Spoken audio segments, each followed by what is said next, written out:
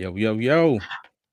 What's good, everybody? We want to welcome you to the live edition of Two Fans in the Stand podcast. I'm Mm-hmm. Tony, I'm CJ. and today we're just going to talk about things that is going on in Panther Nation, what's currently in the news right now, and we're gonna wait till we get a couple more people in the room on the live with us, and then we'll get started in this on these week on the week's topics. Excuse me. Mm-hmm. Yeah, getting tongue Right. tied. CJ, what's going on with you, cuz? Everything is everything, man. It's all good.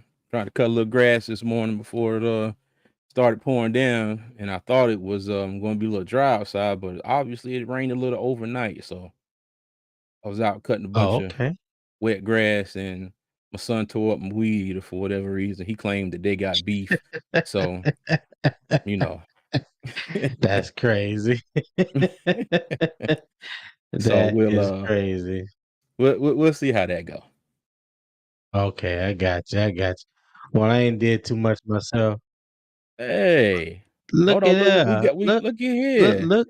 Well, look what the Look. wind has blown All in. right, Just I'm so Kevin. What's up, buddy? guys because you're so good looking and I'm so ugly comparatively. So I'm not gonna argue that point. I ain't gonna argue that point at all. I'm gonna say thank you, God gives thank you. some good his things. head, his head already big. You ain't have to help him out now. But I appreciate the assistance. I appreciate the assistance Oh my already. goodness. Well, what's Oh, going Kevin. on, Hey, thank Kevin? you How for you joining us, been? man. No, Oh, I'm just thinking about ribs all this time, man. It's been about a week I've been thinking about ribs. I'm thinking hey, Man, let me tell you. today's Let me tell ribs. you. I am upset because I lost to some damn pork chops, some big brontosaurus sized pork chops. Because they Oh, didn't they didn't announce they didn't give us like a 1, 2, and 3. They just said the division section that won. yeah. And I had to go back later on and figure out exactly which one it was. And I was 100% sure. I was like, I ain't losing them pork chops. And then it was like, no, it was the pork chops. And I was like, I'll be damn. I was mad about that one, so I'm gonna have to get on my game, be ready for next time. Hopefully, we have another one in the fall. So if Oh, not, it'll be next spring. that'll be good. But I can't lie. I was very proud of them though. Those were you know how you taste something, you like, yeah, I Yeah, did my thing on this one. So I hear you. yeah, exactly. So and I and felt good about them. That's good. and again, Kevin, I did not receive an invite, so I couldn't assist you in I telling know. you I know. about those ribs. But Yeah. And you guys are like yeah, cousins, right?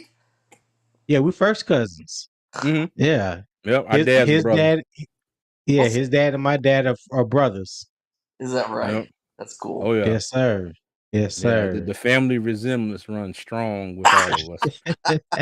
Very, very strong. To the point where Yes, sir. our dads get mixed up Yeah. with each other all the time. Everybody's calling my dad somebody else. Somebody's calling one of my other uncles somebody else. So All the it's time. Yeah. all the time. That's funny because that Yeah. case with my dad as well. Uh, Hmm. the same thing. They're like, "Oh, I talked to your dad." I said, "No, you talked to my uncle." And they're Yeah. like, "Well, I'm sure it was your dad." No, that wasn't my dad. My dad was out of town. I was like, "Oh, Cool. Yeah. Cool. Well, Well, go Kev, ahead, shoot, let's CJ. Take yeah. yeah, I was gonna say let's get into a little bit. We're gonna kind of piggyback off of our episode yesterday, Panther News. Thought we're gonna start off a little bit. sounds good." So I wanted to start off with the Panthers have a new media partner. They have a new media partner, and it Oh is yeah. 11 Sports Media.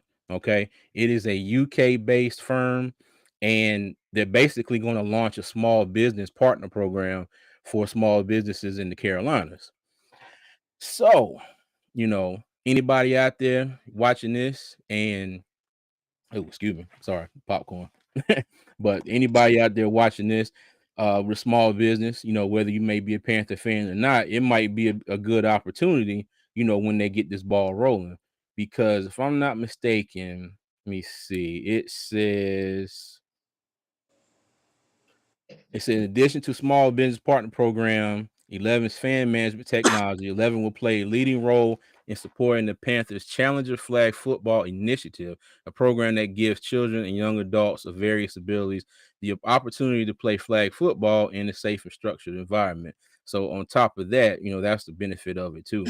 But yeah, I just think it's kind of interesting. And the thing that got me was that they said this was an NFL first. Yeah. Okay.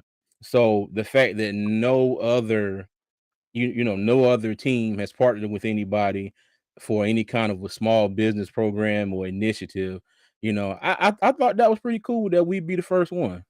I thought that was pretty cool because when you think about it, you know what what is the backbone of a city, of a community? Besides the people, you got your small businesses. Yeah. Now you Right. got your big businesses making all that bank, and doing what they doing, but it all starts with small business. Small businesses turn into big businesses, so you never know. Yeah.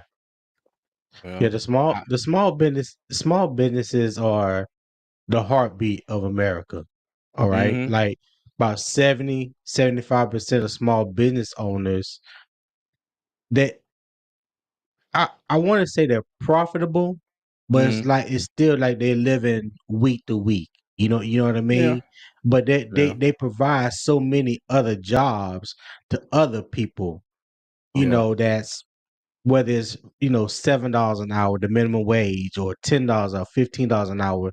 Like I don't think there's a city, no matter how big or small you go into, you're not going to see some type of small business, whether it's a small restaurant, little small coffee shop, little cafe, or what have you. But they are employing somebody, whether it's 3 people, 5 people.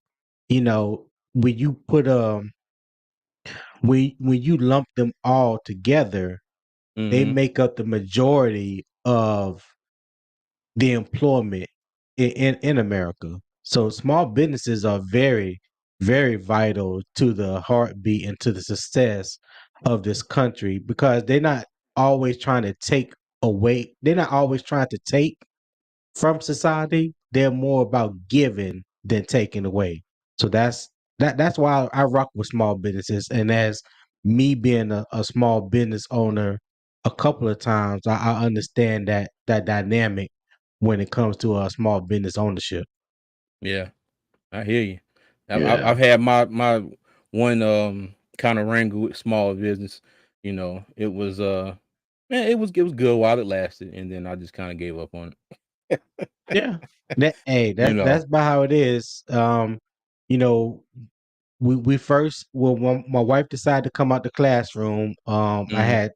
I was working in the oil field. I was hauling sand in the oil field, and she got tired of working in the classroom. So she came out of the classroom. I said, "Well, let's start our own tutoring business." She still wanted to do some education. We found a little spot. We converted to a tutoring center. So to maximize it, well, let me back up. We first started off as a daycare, Mhm. and to maximize the space on a all day from all day standpoint, we turned it in from a daycare to a small tutoring business, because with her background is education, so she wants to teach more than she thinking about babysitting some kids. You know what I mean? So Gotcha. there was a lot of parents that came around and asked them for tutoring. So that's how we stepped into that. And so that's how we went from doing the daycare to the tutoring, and then we got to private school. So when we left Texas, we had 17 kids, K through 12. Awesome. We was accredited and everything in the state of Texas. Matter of fact, I think we were the first or second homeschool that was accredited in the Mhm. state of Texas, because it's not Okay. required in the state of Texas. But a lot of times, if you want other businesses or other people to take you seriously, especially by being a minority owned business, you have to go Mhm. that one step further to show people that you are serious and that you are official. You know what I mean? So we took that necessary step that we didn't have to, but we did it anyway and got accredited. So Okay. Yeah. And I we, hear we you. we did that for about 3 or 4 years. Okay. We had that for about 3 or 4 years. Yeah. That's cool. That's what's up. So I'm definitely a small business champion. I hear you. Yeah, I stomp it Oh. for the little people. I'm Cool beans. So what about you? What about you, Kevin? yeah, I'm small business. I teach Taekwondo, and Oh, what I do, I've actually got one of the largest schools in Hendersonville right now, okay. and, and so we're doing really good. We got a lot of students. We've actually maximized the size. I can't go any bigger in my school. Mm, Excuse me, and I can't get any more students in my school because we're busting at the seams right now. yeah. My wife Okay. and I Okay. offer on a piece of land, and we're praying and hoping that the bank's going to come through for us and help us get the funding so we can get a new building built and That's what's increase. up. So, That's what's up. That's what's up. Yeah. Cool. Okay. Yeah, Taekwondo. that's good. Taekwondo, Yeah. man. Let me tell you, that's one of the things I wish I'd have done in child as a child was learn some kind of form of martial arts. But my knees and the rest of my body would just kill me right now if I even attempted to. that Yeah. I hear. that would be a tragedy all in its own right there. And my Yeah. body still tells me that every day when I get out there, and I'm still mixing it up with these kids. Hey, more power to you, buddy. More Yeah, power you to you. you you you condition for it, Kevin. Yeah, Yeah. your body is conditioned for it. Yeah. uh-huh. I'm man, listen, if I attempt, but it's like if my mind think about kicking my leg up in the air, I'm about to pull a hamstring. So Oh, yeah. that's Oh, I feel you. I feel you. All right, CJ, Well, what we got? well, let's I said let's get into a little Panther football here. And our first topic I want to talk about was the offensive line coach, James Campen, and he had some comments from earlier in the week with his press conference. So he said Okay. that he believes that the offensive line is making bigger strides early. Okay. So if you go back to last year, and when I guess he says early, when Pat Eifline or Eifline, however you say his name, when he got hurt, went Yeah. out, Bradley Bozeman came in. So you can definitely see the change in the offensive line. And then, to me, that's when it looked like they started making their strides. Like that was the point where it it took off. So hopefully, what I'm seeing in that is he's saying they're making those strides earlier now. Like in the off season, like how they're going about preparing, things they're doing in camp. So hopefully, when the season starts, they will hit the ground running. Because as I've said before, everybody's concerned about Bryce Young's size, and when I say size, I don't mean his height. I think he'll be a-okay, but he is 190 something pounds soaking wet. I think he had he went and downed a few hot dogs or whatever before the combine and weighed in at like 204 or whatever. So he packed on some Yeah. pounds real quick to get on the scale there. But like I said before, the best way to make his size not an issue is to protect him. They got to get their offensive line right and protect him. Yeah, I definitely agree with that. With any young quarterback, especially a rookie, and especially a rookie that doesn't have a lot of size, the interior offensive line is the most important. It's good Mm-hmm. that we got two bookend tackles, Icky on one side, Taylor Moton on the other. But it's imperative that we show up the middle. Bradley Bozeman, like CJ, we talked about before the season even started, and we hated that Bradley Bozeman hurt his ankle and couldn't Mm-hmm. start the season at center because I felt like that would have made a big difference early on in the season by having Yeah. someone that can anchor. Your anchor on the offensive line comes from the middle. Okay. Mm-hmm. It doesn't come from the outside, it comes from that middle. So if you don't have anyone that can help set or create that pocket around the quarterback, and he's constantly getting pressure up the middle. I don't care who you are playing quarterback, you're gonna have a bad Baker day. Mayfield. And right. So the fact that we went all year healthy and we played all five starters pretty Mm-hmm. much Yeah. the majority of the year. I hate to see Austin Corbett and Brady Christensen go down the way they did in that last game. Man, who you telling? But the good thing about it is from pieces that we already had and pieces that we have added throughout the offensive line through the offseason, I think it Mm-hmm. makes for not only great depth, but also great competition. Because we already know that Austin Corbett is not going to be the starting right guard at the beginning of the year. So who's going to get that position? Will it be Cade Mays? Will it be Justin McCoy that may step in that we sign? Vala. Oh, you know what I'm saying? But Yeah. What about Savala's more Zavala? the left side. Say it again.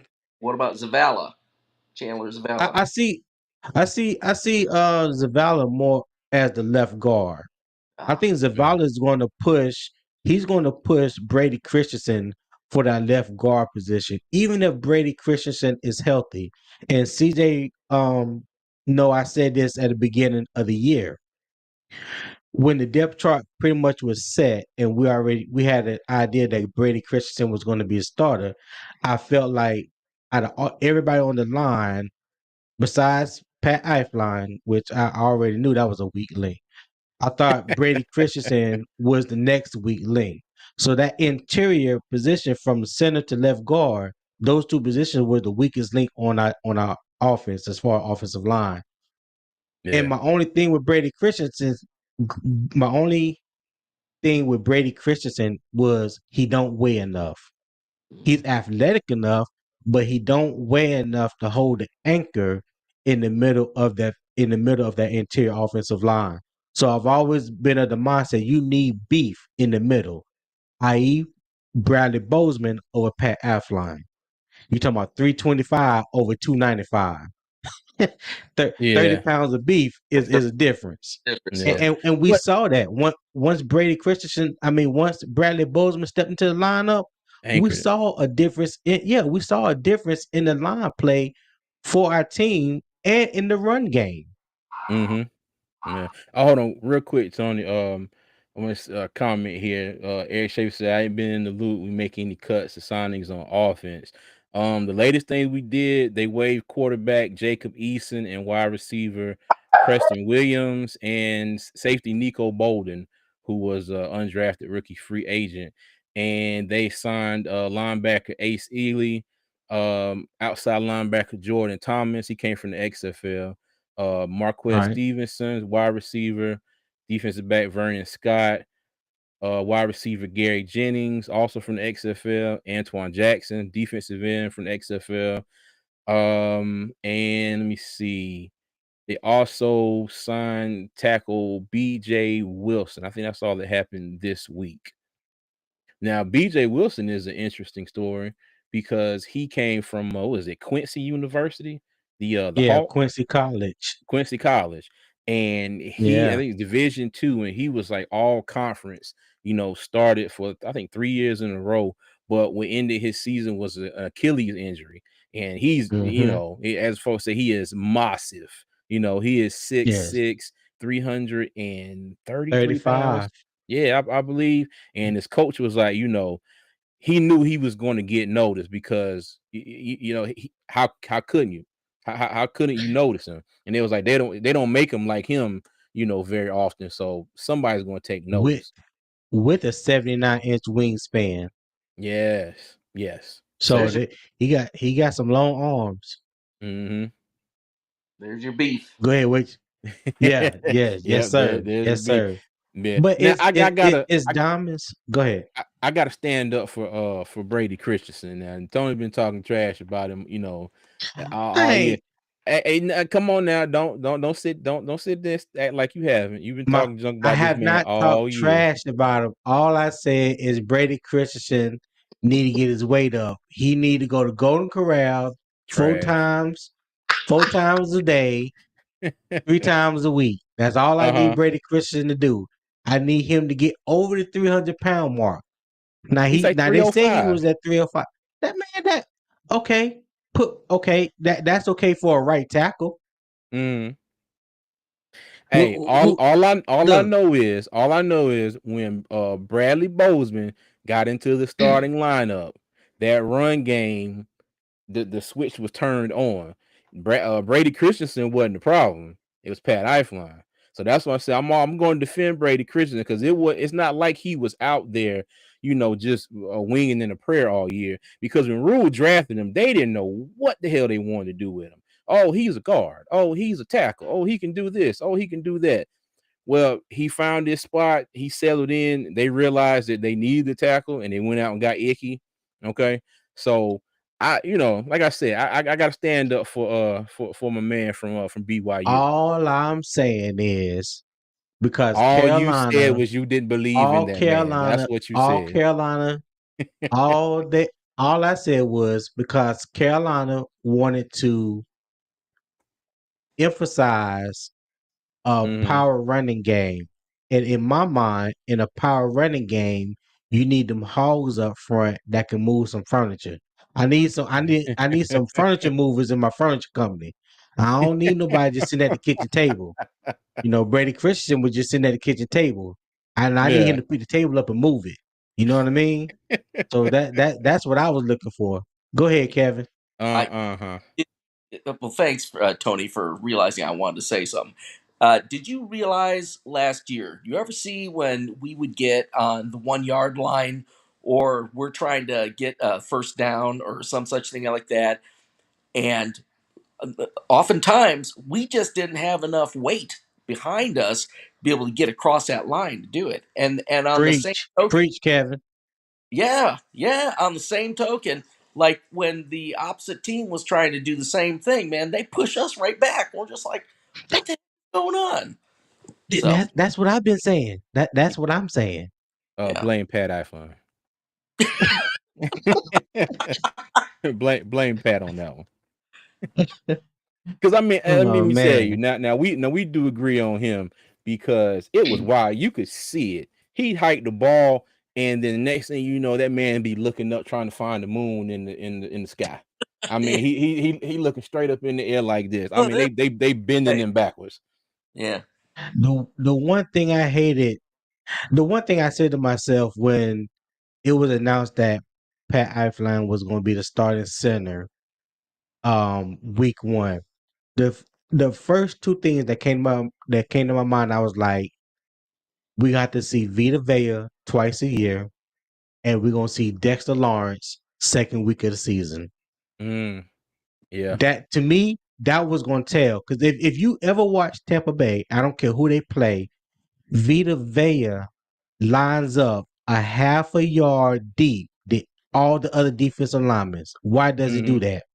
Because he's getting that bull rush. Yeah. When he gets going, you Momentum. cannot stop him from going forward. It's going Hmm. to take mass against mass to slow him down. And in my mind, he was going to eat Pat Eifline little ass up. Okay, let me just go and say it. I think He three quarters he of the was going league to eat.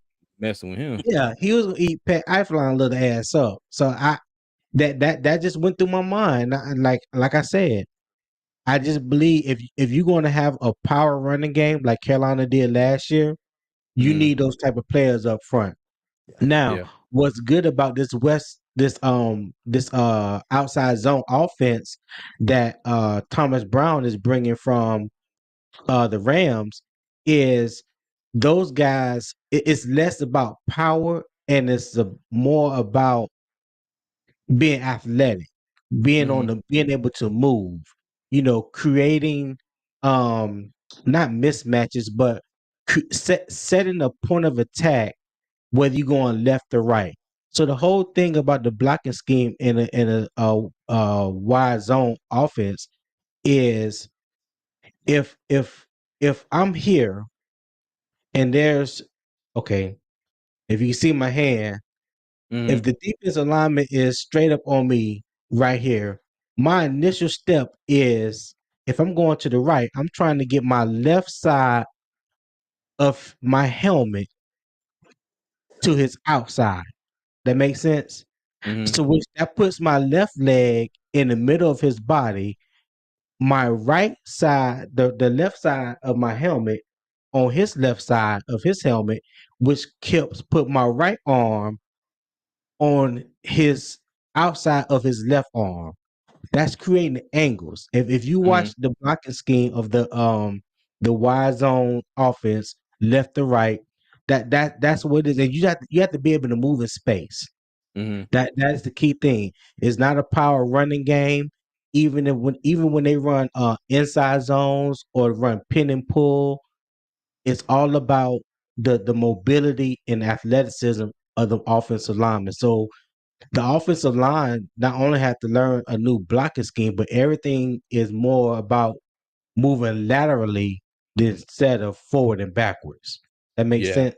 Mm-hmm. Yeah. Yeah. So Because he also we're seeing, yeah. I Go was gonna ahead. say Campen also brought up they asked him about Bryce Young, his size. They asked him about oh god, Baker Mayfield from last year. And they were talking about Baker Mayfield's problem with having his balls, sorry, having the balls batted down.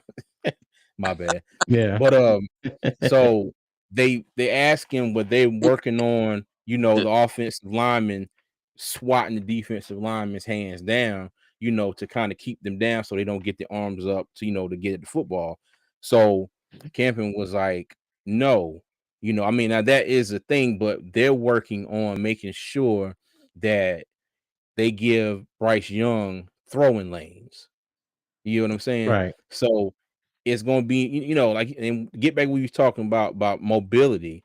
They're gonna have to one learn their new blocking scheme, but they're gonna have to make sure that they provide him, enough time and throwing lanes for him to get the ball out, to the receivers or whatever. But yeah, I'm just I'm just excited. Well, that's Even with Austin Corbett mhm. not coming back at the beginning of the year, I'm still just excited because I can't remember a time when Carolina had an offensive line like this, and when they had the depth at offensive line. Now, mind you, I think we're a little slightly thin at tackle.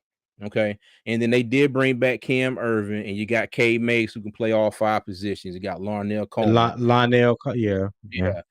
I still think they're a tad bit thin. I mean, we got enough guards to start two basketball teams with, so we yeah. definitely we definitely got depth there.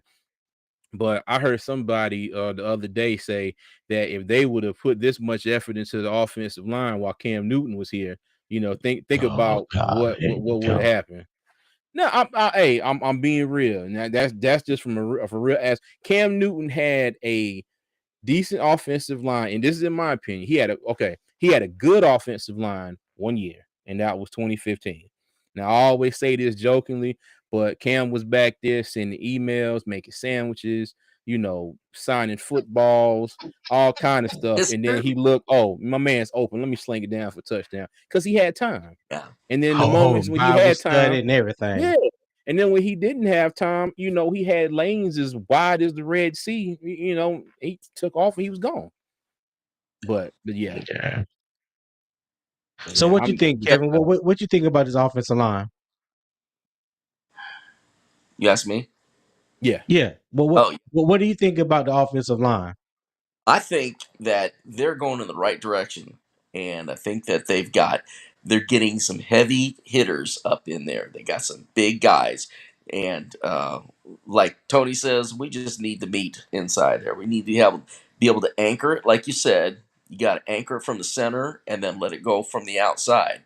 So when you're trying to drive a wedge and open up a lane, like CJ's talking about, that's where it all comes from. Doesn't it come from the center? Am I right, or am I talking out my ear? No, You're you're right. right. You're right. Mhm. The I think the biggest thing that's going to help Bryce Young is, and from the little bit I've seen, um, highlights or whatever from rookie minicamp, is that they're going to. I'm not going to say a lot of plays. 'Cause I have no idea, but there are going to be some plays that they're going to run from under center. And what that does is that allows you to get out bootlegs. It Mm-hmm. allows you to freeze the defensive linemen at the point of attack because they don't know if it's going to be a run play or a pass play. That's when your I about to say not pass bro, but play action. That's when play action comes into effect. But just getting them out on maneuvering a little bit in the pocket is going to help set up lanes, and it's going to be on him to choose which lane that he needs to throw the ball through. David Carr made a great point the other day, well, last week on NFL Network, and he said there hasn't been a quarterback that has taught anyone to play the quarterback position to throw Mm-hmm. over offensive linemen. He said we're Yeah. all taught to throw through a lane. And when he Yeah. said that, I was like, I didn't know that. And that was something I had no idea. Cause, you hear people talking about, the throwing angle from a quarterback, whether it's sidearm, three quarters, or do they have a over the top release? Bryce Young has over the top release, which is good because of his height, Yeah. but Mm-hmm. he's not throwing over 6'4", 6'5", 6'6" guys. He throwing through lanes here, Mm-hmm. here, and here. So as long as those lanes can be created, and from everything that I've seen or that we've seen from Bryce Young from his time at Alabama, he know how to find those lanes. So I'm Mm-hmm. not worried about that. Um, I think a lot of talk about that throughout the preseason, or not preseason, but off season leading up to the draft, is the media needing something to talk about. Yeah. But when Yeah. you go back Yeah. and watch tape, the tape don't lie. No. Sure don't. He Did you now Sure like don't. watch Bryce's his tapes, and you watch him when he's in and he's sitting in the pocket, and all of a sudden, like a lot of uh, a lot of quarterbacks will sit and they'll lean back or they'll take a step back and then they'll release the ball. Bryce Young steps forward i.e. almost Cam Mm-hmm. Newton. time. Did you see that? Yeah. And that's what now, so you want to see that out of any quarterback. You want to see any quarterback step into their throw. You want to Mm-hmm. see the weight being shifted from the back leg to the Yeah. front leg. You want to see that torque. In my opinion, he really doesn't have an option because of his size, Yeah, because but he's he also utilizes that and he's mastered that. Like when it comes to footwork, him and CJ Stroud, footwork is impeccable. yeah. Their footwork is impeccable. I don't think that's something that Josh McCown or Frank Wright, those guys will have to harp on as much as learning the playbook, learning the nuances of this, the intangibles of this and that. Mm-hmm. His footwork is not something that they're gonna have to spend a lot of time on. It's not something that they're gonna have to rebuild from the ground up. It's already there. You know what Yeah. I mean? So I'm glad about that. I'm Oh glad yeah. about that. Hey, Who's now Anthony Rochelle? now Kevin, now that you're here, now there was a video we did the other day, agree or disagree. And we posed a question, will he be starting, Bryce Young will be starting on week 1. So, that was agree or disagree, but we had one comment, and in the video, Tony mentioned that he didn't, he said Bryce Young is not a dual threat quarterback. Okay. So we did have one comment where they said that, he's definitely a dual threat quarterback, and he was the number one dual threat quarterback coming out of high school, which he was. He was number one player overall, number one QB, dual QB, whatever. Okay. But let's get your take on this, because I think I speak for me and Tony. He's a mobile quarterback. He can get out of the pocket. He can run. But when I'm thinking of dual threat quarterback, I'm thinking about, like Cam Newton, Yeah. Anthony Richardson, in Indianapolis. They're going to have a set package for Anthony Richardson. He is going to be out there in plays where he's going to get the ball and he's going to take off and run.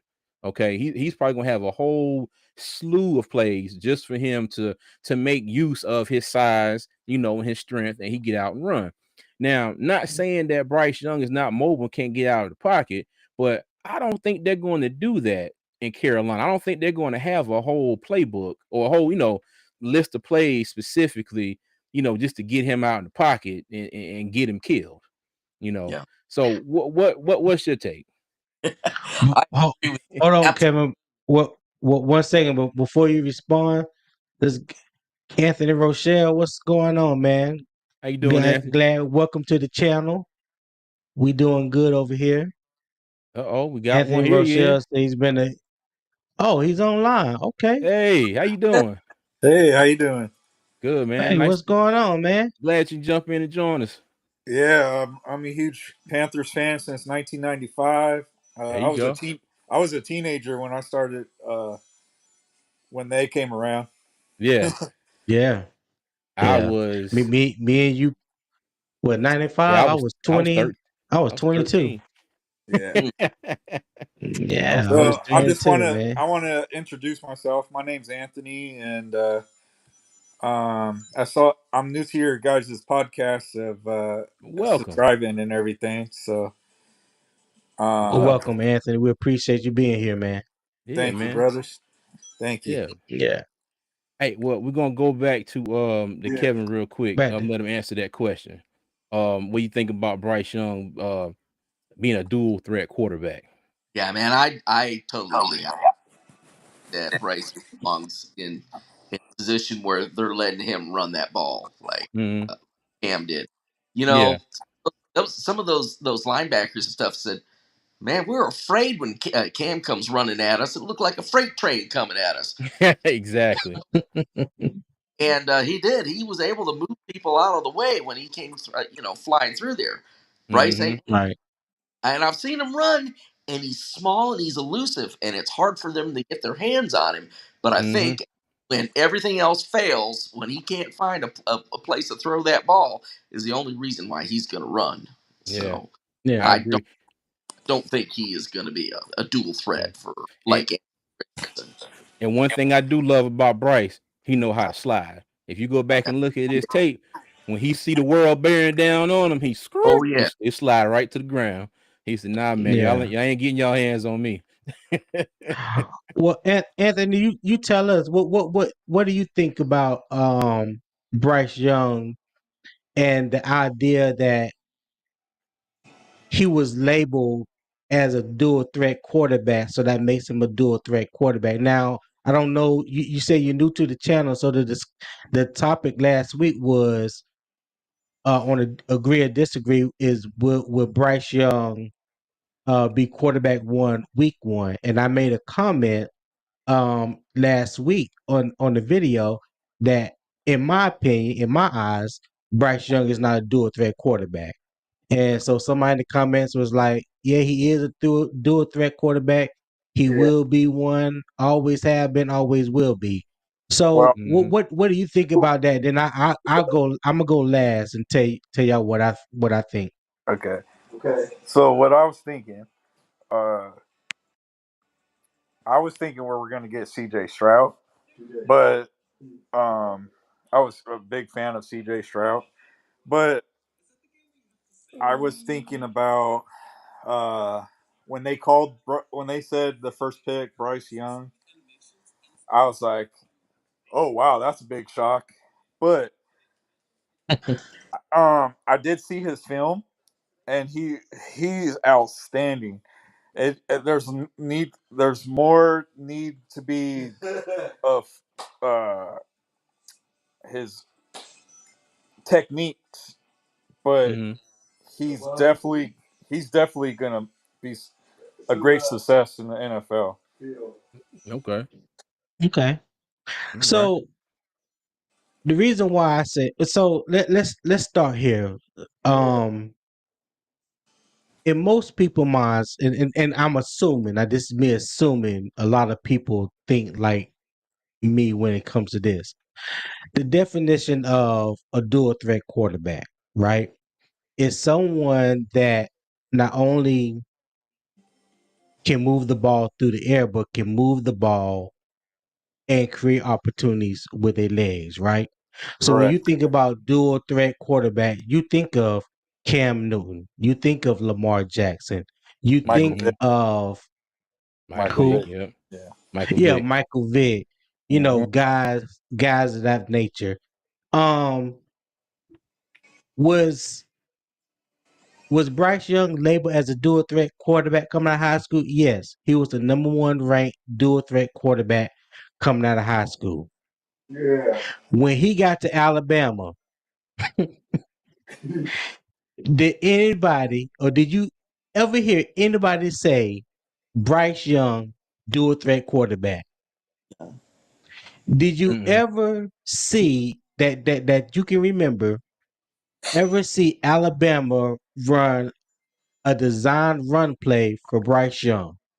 Now, mind you, in the 26 games he started, he started 26, played in 33. He had a total of I think 7 or 8 total snaps under center. Mm-hmm. In 3 years at Alabama, he had 100 and what was the numbers, CJ? 139 attempts for 162 160, yards. 165 yards, I believe it 65. was. Yeah. Right, Right. 165 yards and Going. 7 TDs. So I'm thinking in my mind, first of all, I never heard of Bryce Young until he got to college, right?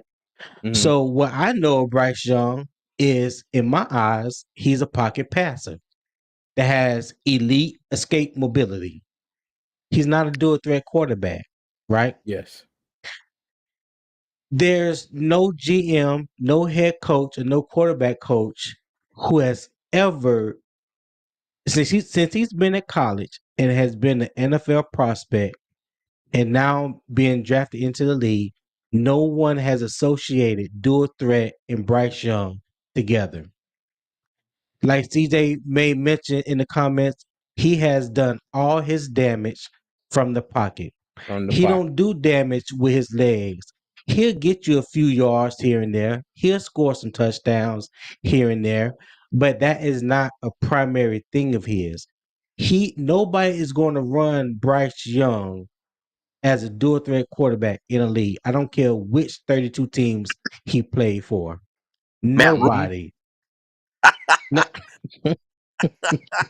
So that was my reasoning for saying he's not a dual threat quarterback, because he's not. Not only does his size dictate that he won't be a dual threat quarterback, his skill set dictates he's not going to be a dual threat quarterback, because that's not what he was asked to do. That's not what made him successful at Alabama, and it's not what's going to make him successful in the NFL. So in my eyes, in my opinion, he's not a dual threat quarterback. So that's the Yeah. only place I was going with it.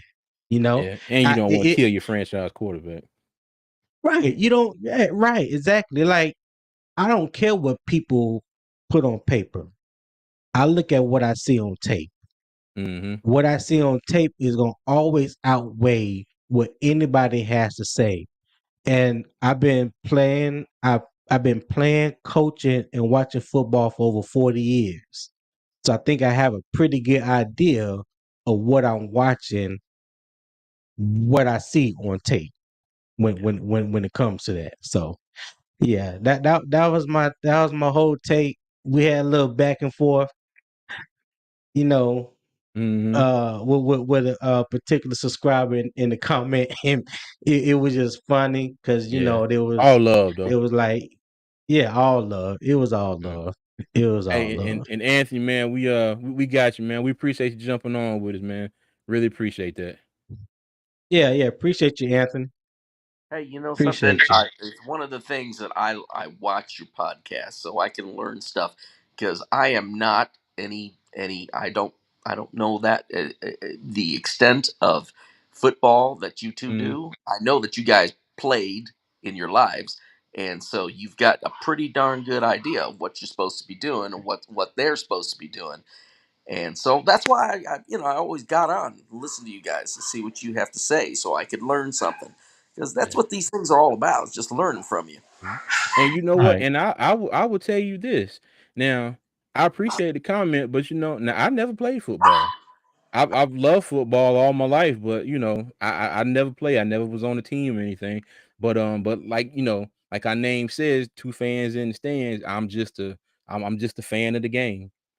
Yeah. But Yeah. I appreciate the comment though. Well, I have. Yeah. I played ever since I was 10 years old up Really? through junior high and high school. You know, I did my thing on the Yeah. gridiron. So I had an uncle that coached Little League, matter of fact, for the Hidden Valley Rams. And Mm, I coached 2 seasons with him. Um,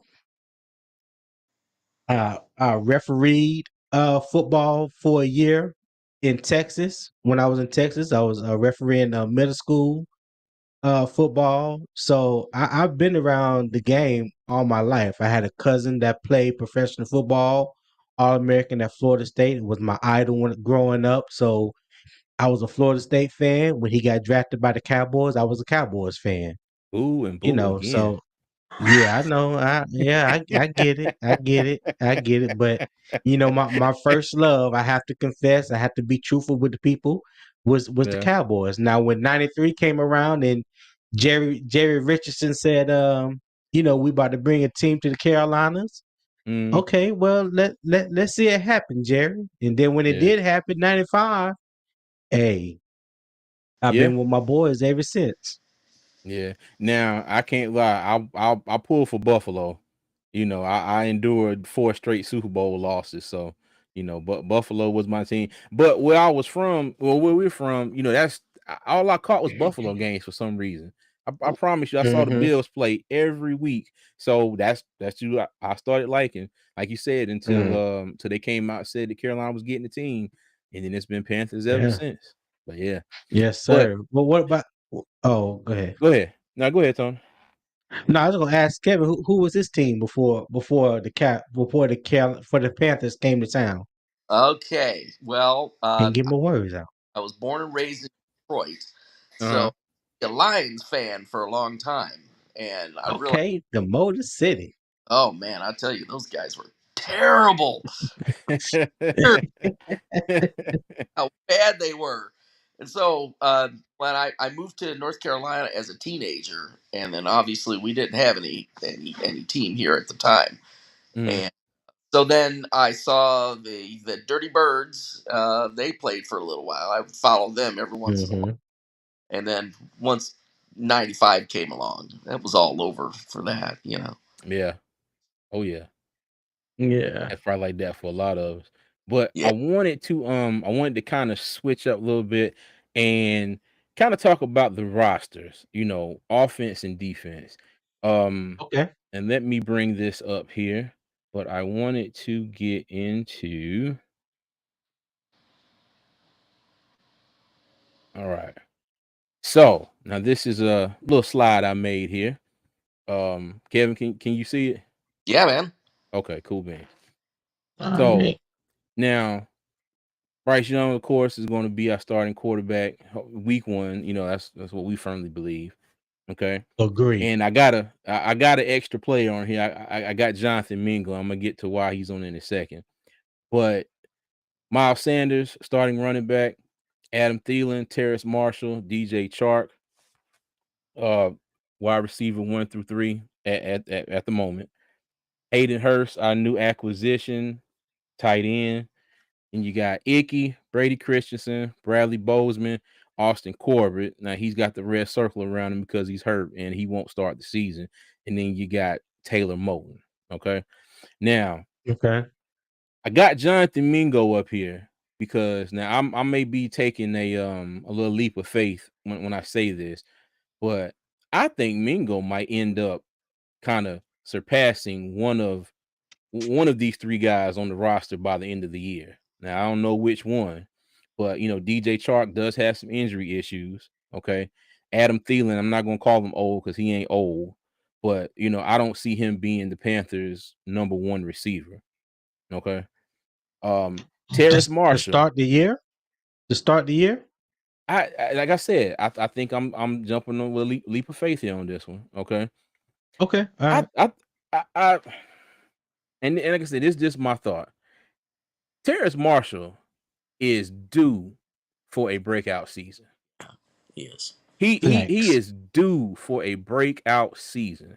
Okay. I think by the end of the year, Terrace Marshall will probably be wide receiver one. Okay. In, Mm, And that's just my thought because he was overshadowed in college, you know, what's my man name? Justin Justin Jefferson and Jefferson and Jamar Jamar Chase. Chase. I wanted to call him Chase Young for a second, but I knew that was wrong. Jamar Chase, thank you. But he was no slouch.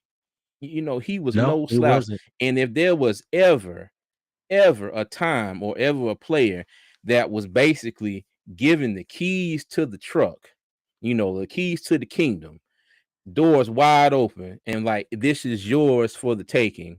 I think it's Terrace Marshall. Okay. I think he is poised for a breakout year. And like I said, I think Jonathan Mingo will go from being kind of off to the side where I have him here on this picture to kind of down here, wide receiver 2 or 3. Now I don't know exactly who he's gonna bump out, but that's just my way too early prediction. Okay.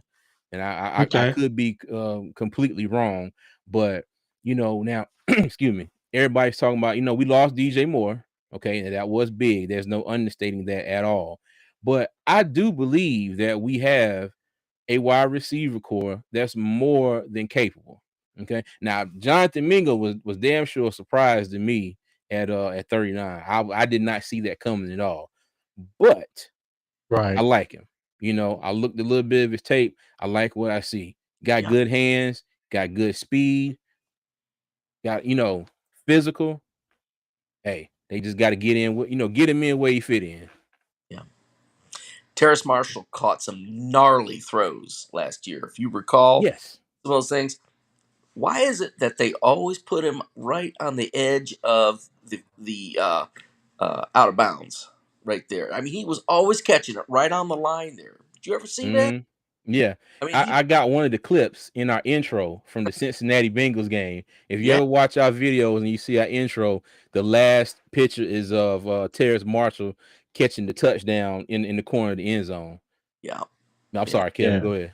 No, no, man. The throws that he did catch were just absolutely beautiful. A lot of them that were thrown to him were just crap throws. If you Yeah. thought uh, Yep. Baker throwing, who he couldn't throw himself out of a paper bag, and yeah, and then Sam. I mean, Sam's do some beautiful throws, and all of a sudden, next thing you know, he's throwing something like just grounding it almost intentionally into the grass. You're like, what the heck is he doing?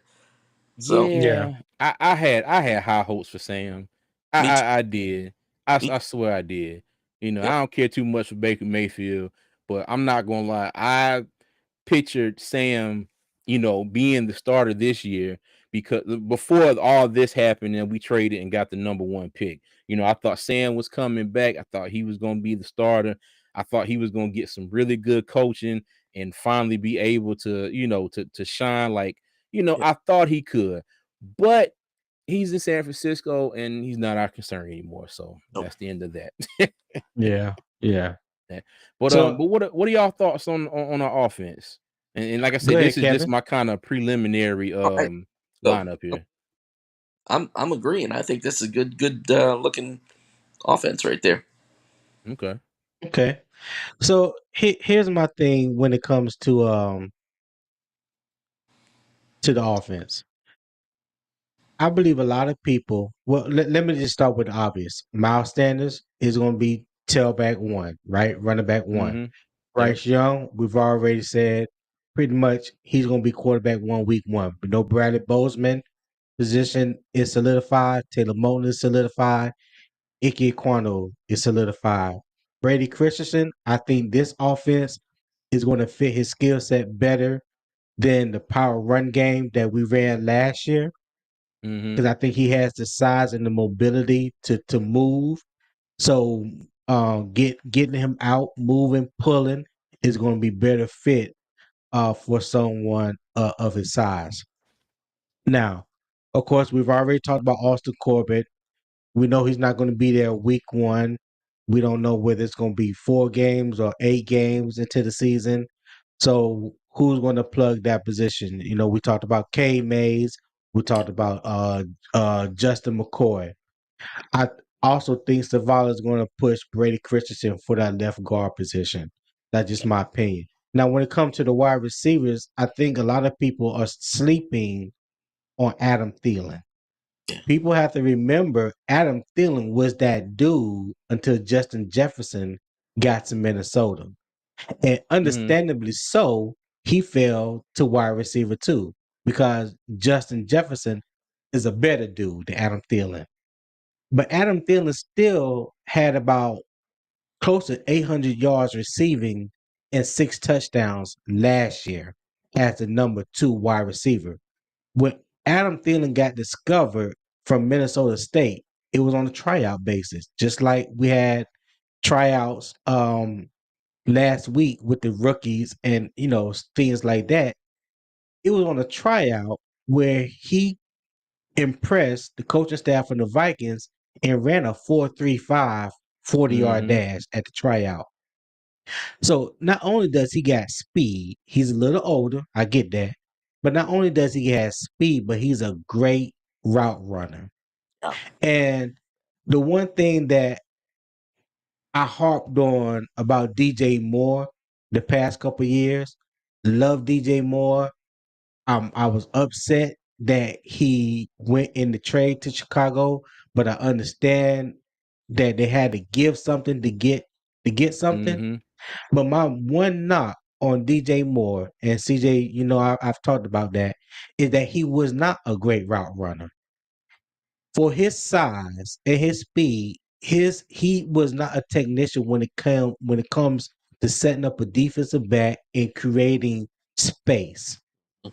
In this offense that Frank Wright is going to that Frank Wright has brought to Carolina, this triangle read offense, the West Coast version triangle read offense, you have to be able to create separation at the line of scrimmage. That's something Adam Thielen can do. Terrence Marshall, to me, is a better route runner than DJ Moore. Was he a better receiver? No. Not all around wide receiver. I'm just strictly talking about creating separation and running routes precisely. If you Mm-hmm. go back and just look at the tape from DJ Moore his time in Carolina, and this is one of the things that he didn't do at Maryland, he was not a precise route runner. That was one of the knocks on him coming out of Maryland, was that he wasn't a precise route runner. When it comes to Jonathan Mingo, I think Jonathan Mingo will be more inclined to take DJ Chalk position than Adam Thielen and Terrence Marshall. DJ Mm-hmm. Chalk is on a 1-year contract. He's on a 1-year proven contract. Adam Thielen is on a 3-year contract. Terrence Yeah. Marshall, we're going to re-sign Terrence Marshall. We're going to get him back in there. Mm-hmm. We're going to bring him back eventually, because I think he's over the injury bug that has Yeah. plagued him when he came into the league, which Mm-hmm. I'm glad to see. Yeah. It's like once we got rid of Matt Rule and Steve Wilkes took over, you started to see Terrace Marshall being used more and more each week, and he got comfortable. Yeah. I'm pretty sure he felt appreciated. Someone finally give him the opportunity, the chance to shine. But also, it was imperative that he stay healthy too. So I think Mm-hmm. with those two things, and those two things happening at the same time, I think bode well for Terrace Marshall. DJ Chark is definitely injury prone. He's coming off an ankle injury. Yeah. I don't know how ready he will be when OTAs come around or training camp starts. But he also is another receiver. When he's healthy, he's Yeah. dynamic. But the thing is, can he stay healthy? Yeah. Jonathan Mingo broke his foot his sophomore year, which kind of slowed his production down last year because he didn't have the kind of production that he had leading up until he broke his foot at Ole Miss. But Mhm. also the quarterback play wasn't that great at Ole Miss last year. So I think True. that's some hidden talent that is when you go back and look at the tape before his injury, Jonathan Mingo was a beast. That's like AJ Mhm. Brown 2.0. Now I Yeah. know a lot of people want to compare him to AJ Brown because he played at Ole Miss, but someone that he reminds me of, and y'all tell me what y'all think. He reminds me of Musin Muhammad. Oh yeah. Big guy, speed. You know, Musin Muhammad was like 220, 225 coming out of Michigan State. Six Mhm. three, I think he was like 6'3", 225. Run like a 4.4, what was like a 4.4 flat or 4.45 40. Same thing as Jonathan Mingo. And I think if the injury bug is behind him and he's fully healthy, I think he can take that wide receiver 2 or 3 spot. And the good thing about Jonathan Mingo and Terrace Marshall, they're both big body wide receivers and they can play inside and out. In that triangle read offense, the slot receiver gets a lot of balls thrown his way. That's why I think in that offense, it's imperative to be able to create separation. They run a lot of mesh concept or bunch concept. And what's a mesh concept is when you got two wide receivers and you got your tight end offline, well, I'm not gonna say offline, detached from the line of scrimmage, but they're close to the line of scrimmage. And what that does, it creates an advantage for the defense because you can't play man defense against a bunch set like that. And in a bunch set, you got those two receivers playing off the line of scrimmage. So when they off the line of scrimmage, you can't get their hand. The defensive back can't get their hands on a wide receiver. So that's why I say it's imperative that that wide receiver be able to create separation coming off the line of scrimmage. You know what I mean? It ain't all about just using your side to your advantage and trying to muscle that safety or that cornerback or that linebacker. No, you got to create some separation. So that I think Jonathan Mingo, if healthy, will have a breakout year, but I don't think is they're not in any rush or in a hurry to bring him along because of the receivers that they do have ahead of him. I think they're going to groom him and bring him along slowly if they can and get him prepared Yeah. um a little bit at a time. I don't think they're going to try to just dump it all at once, like the pressure. You know what I mean? Tony, can I ask you a question? And this just in Go your ahead. okay. So last year, after Wilkes took over, and Okay. we started running the ball. She says, "Yeah, we're just going to run the ball, run the ball, run the ball. We're going to control the line of scrimmage. We're going to run the ball." Okay, great, and I'm on board with it. I'm great because what's his name? The running back, the guy that went up to Deontay Foreman. Dante Foreman. Yeah. He was great when he could get an opening through the defensive line, and then he would Okay. break through and then he'd take off, and he was fast and he was doing good with that. But then when they get into a situation where they're just going up and Deontay Foreman's bouncing off those guys. I mean, he's just hitting them and he's trying to go through and he's just bouncing off of them. Why didn't they run a slant? Because the few times that he did run a slant, they'd always get appreciable yardage. Why don't they do that more? Why didn't they do that more? That's just my question because I don't understand why teams don't do that. They always try to get through the line, the defensive line, and then take off. Um, that's a good question.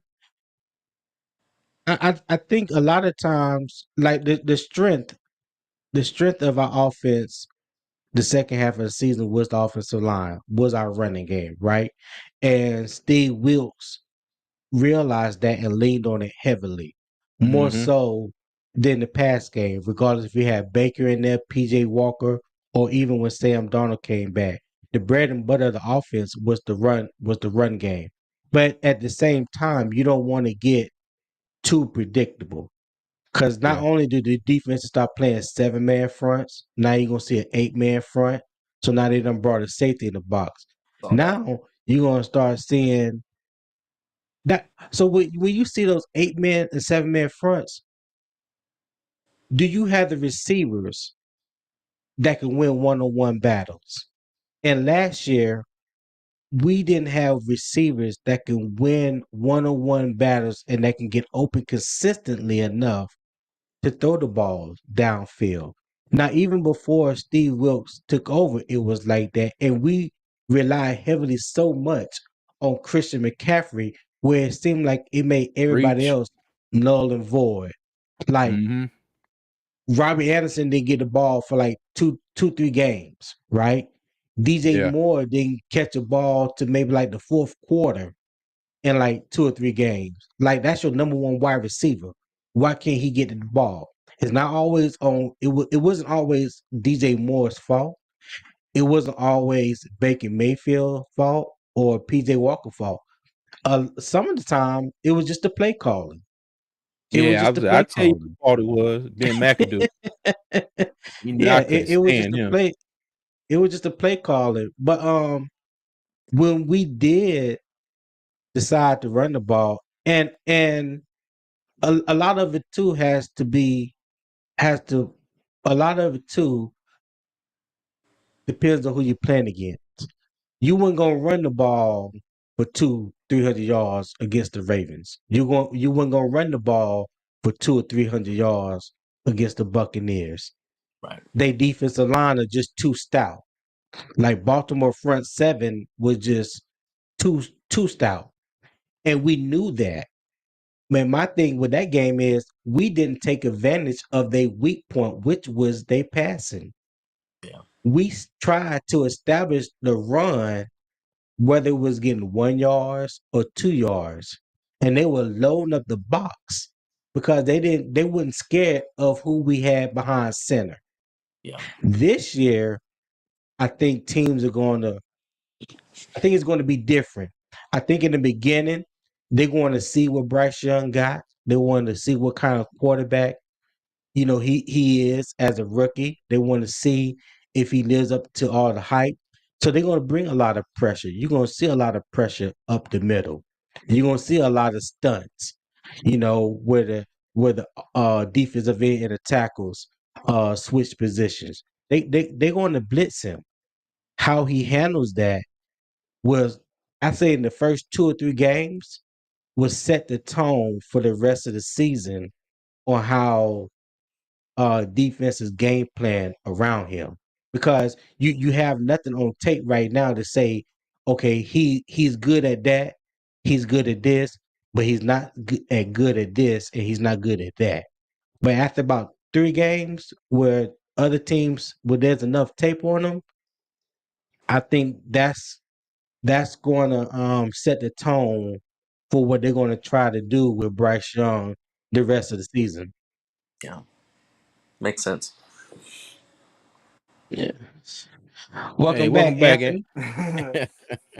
Hey. Right. Well, Okay. let me Yeah, you're my see. son. Hey, Hi. bud, how you doing? Hey, Good. what's your name? Austin. Hey, nice to meet you, Austin. Well, Austin. welcome, Austin. I'm Tony. That's CJ, and that's Kevin. Hi. Hey, buddy. Hi. Now, Austin, I got a very important question to ask you. You ready? Yeah. Yeah, he's gonna ask you. Austin, he's gonna look at him. Okay. Austin, are you ready? Who? Yeah. Are you a Carolina Panthers fan? Yes. There you go. Who's your favorite player? I used to like DJ Mo when he was on the team. Right? I kind of still like him. I still like him, even that he's not on the team. Understandable. So, is there anybody on the team that's currently on the team right now that you like? You like Bryce Young? Yeah. Yeah, I think Bryce Young's gonna be a pretty good player, man. Yep. How old are you, Austin? 7. Oh, are you watching us on your tablet? Yeah. I on my Nintendo Switch. Oh, okay, Oh yeah, okay. he on that All Nintendo. right. Uh-huh. Well, oh, okay. So we're not gonna interrupt your game, okay? Yeah. Now, Chloe. Yeah. What? Cool. That's Okay. what's up. All right. Well, let's Yeah. I say we shift gears here. We talked about the offense and click over to the defense. All right. Yeah. And I Okay. got a few positions I'm on here. highlighted in red. In this one, only one for injury concern reasons, and that would be Dante Jackson. Yeah. Okay. Now he Right. is what he's been labeled by me and maybe a few more people as being injury prone. Okay, Yep. because he hasn't Me. made it through the last 2 seasons. Okay. And what my concern is with that is, okay, we got J.C. Horn, you got Xavier Woods, now you got Von Bell back there. All right. These four, that is a decent secondary, in my opinion. I wouldn't call them like worldly or, I wouldn't name them the next Legion of Boom or anything, but I think they're very capable. Now, where my concern comes in is behind Dante Jackson. Okay. If he doesn't make it through this season and through the whole season and gets hurt again, it's I pray to the good Lord that somebody else is going to step up. Okay. Somebody, because we've all seen, and like I always say, this ain't a personal shot at CJ Henderson. He's probably a great guy, but I kind of want to keep him off the field as much as possible. You just don't like him. Just say it. Just say I don't like No, CJ I'm not Henderson. going. I, I'm not going to It's say that because okay. I don't know him. I You don't know like it. to go out with the bathwater. Hey, look, if he ever mess around and watch this podcast one day, I don't want him to think that I think he a bad person. I just want him No, to no, we get ain't talking about. Just a use this as like motivation on the field. We talking strictly football. That's what we talking about. We don't know that man from a can of paint. Know nothing about I his know. personal life. Strictly football. The Yeah, strict football. Yeah. but I got him circled because like I said, if he can stay healthy if we can keep our secondary healthy the entire season, yeah. I think we have a good shot of being a really good defense, even with the switch to 3-4. Okay. And then that Yeah. brings me to my next person, Yatir Gross Matos. Okay. Igor Dos So Matos. You're a good yeah, goal. Evero has already said he's transitioned to outside linebacker. So I'm assuming he's gonna Right. start the season as the other outside linebacker opposite Brian Burns. Yeah. Now, mind you, what he did as just a regular defensive end was not impressive. Okay, it was nothing to write home about. Will this Facts. switch? Will this switch kind of turn the switch on for him? And what will it lead to as far as his production? Because his production has really been just next to, I hate to say it, but next to nothing. Yeah. He's just been there taking up a pair of cleats and a pair of shoulder pads. Now I really hate to say it like that, but I don't Yeah. see any other way to sugarcoat it. No, you're right. You're right. His production definitely has not matched his potential. Mm-hmm. And Definitely. I have gone on the record as saying so. Because he was a second round pick the same year that we drafted Derrick Brown. When we took Mm-hmm. Derrick Brown in the first round, we took Yito Gross Matos in the second round. And I always go back and I look at the tape of Yito Gross Matos when he was at Penn State. And one of the things I noticed about him, he was a better defensive end in a 2-point stand, Mm-hmm. and which is in a rush position, Mm-hmm. as he was in a 3-point stand with his hand in the dirt. Yeah. Now, would that translate to the switch at outside, rush outside linebacker. I don't know. We will have to wait and see, but he definitely has the size. He definitely has the size. 6'5", 265. He can set the edge, but does he has the hand skills to win the battle to get to the quarterback? That's what's going to be the um the deciding factor, in my opinion, with Mm-hmm. Yito Gross Matos. Now, defense coordinator Ivero has said he has looked good thus far. He has been happy with what he's seen in the phase one and phase two. You could take that with a grain of salt. Mm-hmm. Me, I'm always saying, well, what does it look like in shoulder pads, and what does it look like in live contact? Because that's the only Yeah. time it matters to me. Anybody could look good in shorts and Yeah. t-shirt. You know what I Mm-hmm. mean? So what how's it going to look when you lined up against somebody and you really have to go hunting? So Yeah. that's what I want to see. I'm glad to see that they brought in some other guys to give Derek Brown some help along the defensive front. I Mm-hmm. like Shy Tuttle, and the first thing that I saw was that he was like 6'2", 300, but he's closer to 320, and he could play that nose tackle position. Okay, I don't know much about Deshaun Williams. I know Deshaun Williams is from South Carolina, Panther fan. He's a cousin Mm-hmm. of DeAndre Hopkins. Okay. He played with Coach Ivero in Denver. So he knows the scheme, he knows the system. So I think that's going to bode well for him initially starting out, bringing somebody in that knows the system that can help other guys get acclimated, especially along that defensive front. And Brian Burns, hey, Brian Burns is gonna do. He gonna be Brian Burns, man. Yeah. He gonna do his Mm-hmm. thing when it comes to that. Um, the linebacker position, with Frankie Louvo and Shaq Thompson. Now, CJ, we both was kind of shocked, and we also wondered how, if it was possible at all that they could bring Shaq Thompson back. I didn't see it happening.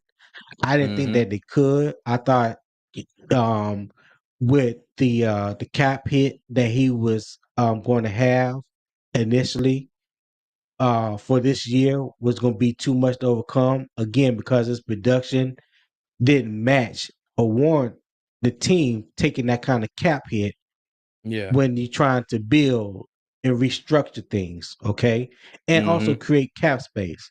But they found a way to rework it, sign them to that new 2-year deal, which is pretty much like a year extension, and now you got that cap spread out over 2 years instead of 1 year. And at the same time, he took a little pay cut, so that was a Yeah. win-win for the team. And we also bring back a veteran on our defense that is pretty much the heartbeat. So I Yeah. like that, and I'm glad. Frankie Louvu, he has earned his position. He has made Mm-hmm. his mark with the team. For sure. I love the energy, yeah, that Frankie Louvu brings. Everything that he did last year. Now I just want to see him stay healthy and capitalize on his breakout season last year. For sure. Okay. Now, when it gets to these cornerbacks, man, Oh, hold on. Before um, before you before you before you get in that, I wanted to shout out Zulu King. Now I want to know. He said, "What's going on, family? What's up, Zulu King? How you doing? Appreciate you what's going joining the on, Zulu stream. King? All right, So go ahead, sir. we've had this extensive conversation offline. We talk every day, and it seemed like we always come back to these damn corners, man. And outside Yeah. of JC Horn, it was like last year. Let me just speak on last year. Outside of JC Horn, and when Dante Jackson went down, it was all downhill from there. Mm-hmm. And you know, I I seen a couple comments last year, and they were saying, well, JC Horn is a shutdown corner, this and that, and this. Now, I love JC Horn. I ain't hating on him, and I'm not even going to doubt that comment that was those comments that was made last year. But think about this: if you got J.C. Horn on one side and you got C.J. Henderson or Keith Taylor on the other side, who you gonna throw the ball to? Who you Yeah. throwing at? Yep. Yeah. You you You're you absolutely right. you would be as an offense coordinator, you would be dumb to throw at J.C. Horn when you got Keith Taylor and C.J. Henderson on the other side. That Right. don't Preach. make sense. That don't make sense. Preach. So I only say those numbers can look cloudy because they didn't go at him as much as if he had another cornerback equal to his potential on the other side. Mm-hmm. So now you got to, as a quarterback, you got to pick and choose what side you're going to go to. But if I got J.C. Horn on one side and on the other side I got C.J. Henderson or Keith Taylor, I'm say about 75% of the time the ball is going to go towards C.J. Henderson or Keith Or Keith Taylor. Taylor. Yeah, exactly. Yeah, that Yeah. that that's just my mindset. And Now I do believe that safeties, J.C. Horn can be a shutdown corner though. I yeah. do Now think I he has do, that potential in him. I do believe that. I do believe that. But for me, and I just said it, in my opinion, last year that comment was just kind of cloudy to me because I don't think he got really tested to see if he would be or could be that shutdown Mm-hmm. corner. He gonna get You know what I'm tested this saying? year. Right, he gonna get tested this year. But when you got option 2 and 3, why would I throw an option 1? Yeah. That makes sense. Mm-hmm. Yeah. So that's how I felt about about those comments that came about him being a shutdown corner last year. But now safety, CJ? What's your name for Xavier Woods? DJ. Cinder block hand wood. Let me tell you. That man could have had about 7 or 8 interceptions last year. Dropped every single one of them. The one that And the he one he did did catch catch, was a pass interference on C.J. Henderson, the first game of the season against daggone that's right. Cleveland. I That's mean, right. like Sure did. he had them. I mean, they were just like, oh God, it was like anybody ever seen Little Giants? Johnny. Remember when Hot Hands Hayner when he couldn't catch the ball, but he catch the roll of toilet paper. Yeah. You know, maybe Xavier Woods need to imagine the football as a roll of toilet paper from now on, and then maybe he'll catch the Hey. ball. I'm serious. I am serious. Yeah. He dropped at least 5. I know. I'm pretty damn sure he dropped at least 5 interceptions last year. I mean, hit him right in the hands, like somebody was like, you know what, he ain't gonna catch it. Let me just try him one time. Let me just throw it at him. And Yeah. then lo and behold, Yeah. bloop bloop bloop, there you go, hit the ground. Yeah. But yeah, that's my name for him. Yeah. But I love the pickup of Von Bell. Mm-hmm. A lot of people are not speaking about that pickup right now, but they will. Von Bell is a former captain. He can he's a versatile safety. He can play in the box, he can cover. So he brings the element to the safety position that I don't think that Jeremy Chin brings. And what do I mean by that? Jeremy Chin to me is more of an in the box type of Mm-hmm. safety. He Yeah. is best used around the line of scrimmage. When you have to ask Jeremy Chin to cover anything other than a tight end, You you asking too asking much. for a long day. Yeah, you asking Yeah. too much. His read and react skills isn't up to par to be able to handle a fast twitch slot receiver. You know what I'm saying? Yeah. Or anything of that nature. He can handle a tight end. I've seen him do it.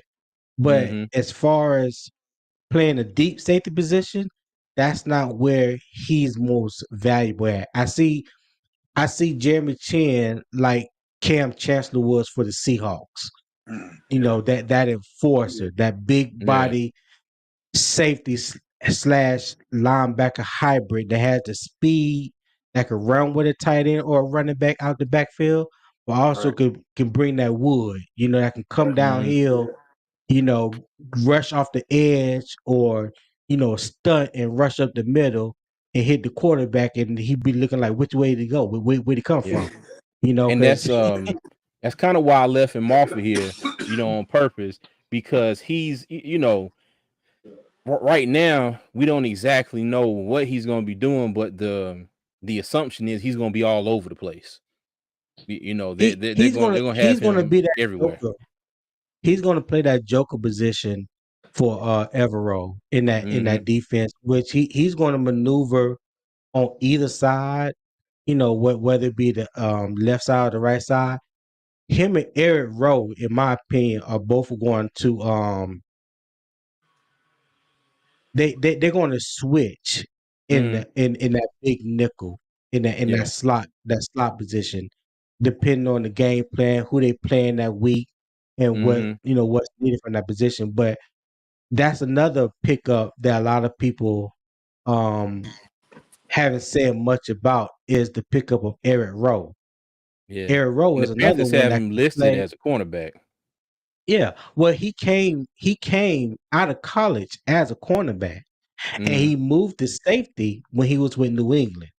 Okay, so he can play the big nickel, he can play the slot, and he Mm-hmm. also can back up safety if something was to happen to Von Bell or Xavier Woods. So that they have so much versatility on this defense that they can move pieces around Mm-hmm. if someone was injured and they need to be replaced, and you don't necessarily have to go out on the street and get somebody or Yeah. pull somebody up from the practice squad. You Yeah. typically are more likely going to have that player already on a 53-man roster that you can just plug and play. Say something happens in the middle of a game. Say something Mm-hmm. happens to Von Bell or Xavier Woods, where Eric Rowe can slide back, or even Jeremy Chin can slide back. It all depends. Yeah. But I want to see better production out of the safeties last year, because we know when Sam Franklin or the what was the other guy that was from Temple? No, number 34. Yeah. Oh, I know Chandler. you. Yeah. Chandler. Yeah. Yeah, Gotcha. when they were when they was back there, single high, for God, no, for whatever reason, I don't know what the hell Phil Snow was drinking in the press box. Did they bring him something in the Pepsi cup, and it was actually some Wood Brothers or something? I don't know. But every time they Hey, put one of them, line them up in that single high safety, they got torched Yeah. yeah. over and over and over and over again. Yeah. So Yep.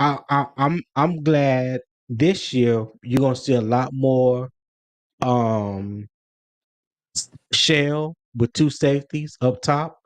Jeremy Chin is going to predominantly play in the box, Mm-hmm. and we're gonna see. I think we're going to see the same aggression that we saw with the defense last year, but Yeah. on a more consistent basis. Yeah. That's my hope. That's my hope, and that's what I think. And we're gonna see some better line play up front. Derek Brown's gonna get a little help Yeah. with Shy Tuttle and Deshaun Williams. And let me throw out this other person, Jalen Redmond, the Mm-hmm. undrafted free agent that they signed out of Oklahoma. Watch out. Okay. Mm-hmm. He's my Sleeper. underrated player last year.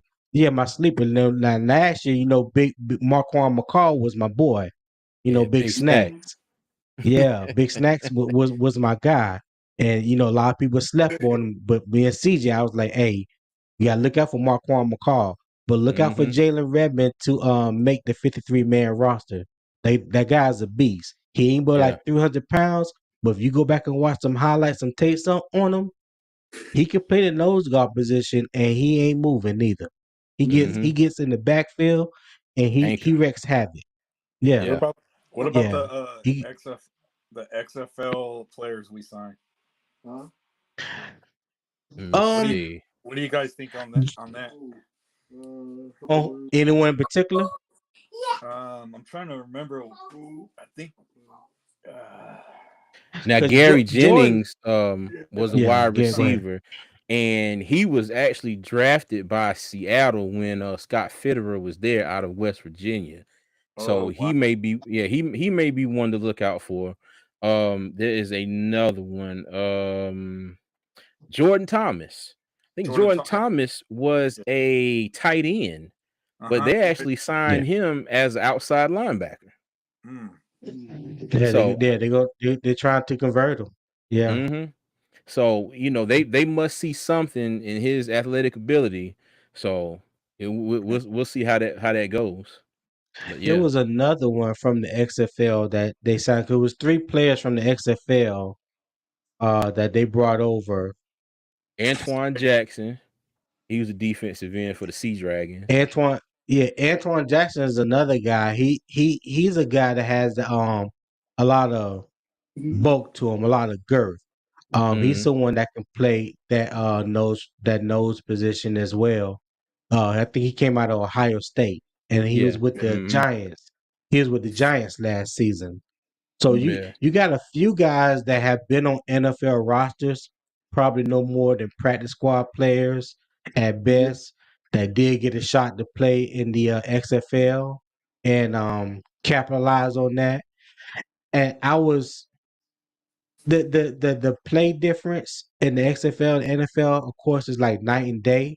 But I'm glad that they have a league, something like that, that can give these guys an opportunity to continue their dream and possibly get recognized later on.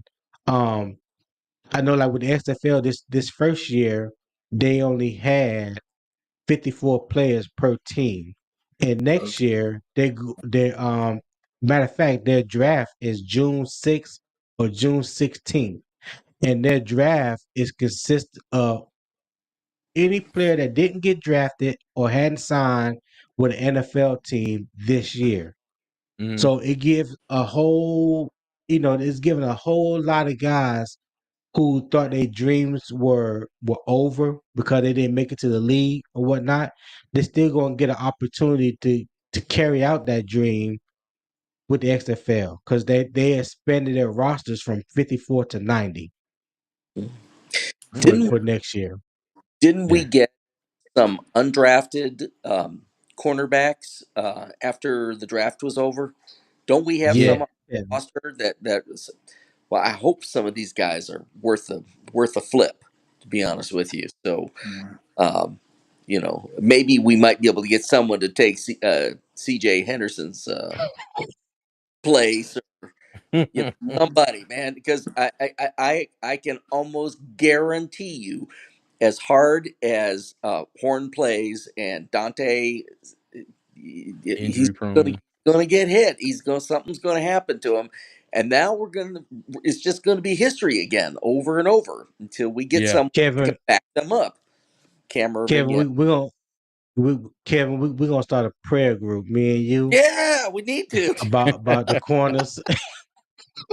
we need to. You're right. Yeah. But We're to gonna to lead answer up your to the question though, yeah. Go we ahead. signed Rajon Wright from Oregon State. Let me Yeah, see. We got Yeah, Kobe yeah. Richardson from LSU and Mark Milton from Baylor. Those are the three Yeah. yeah. undrafted free agent cornerbacks that we signed.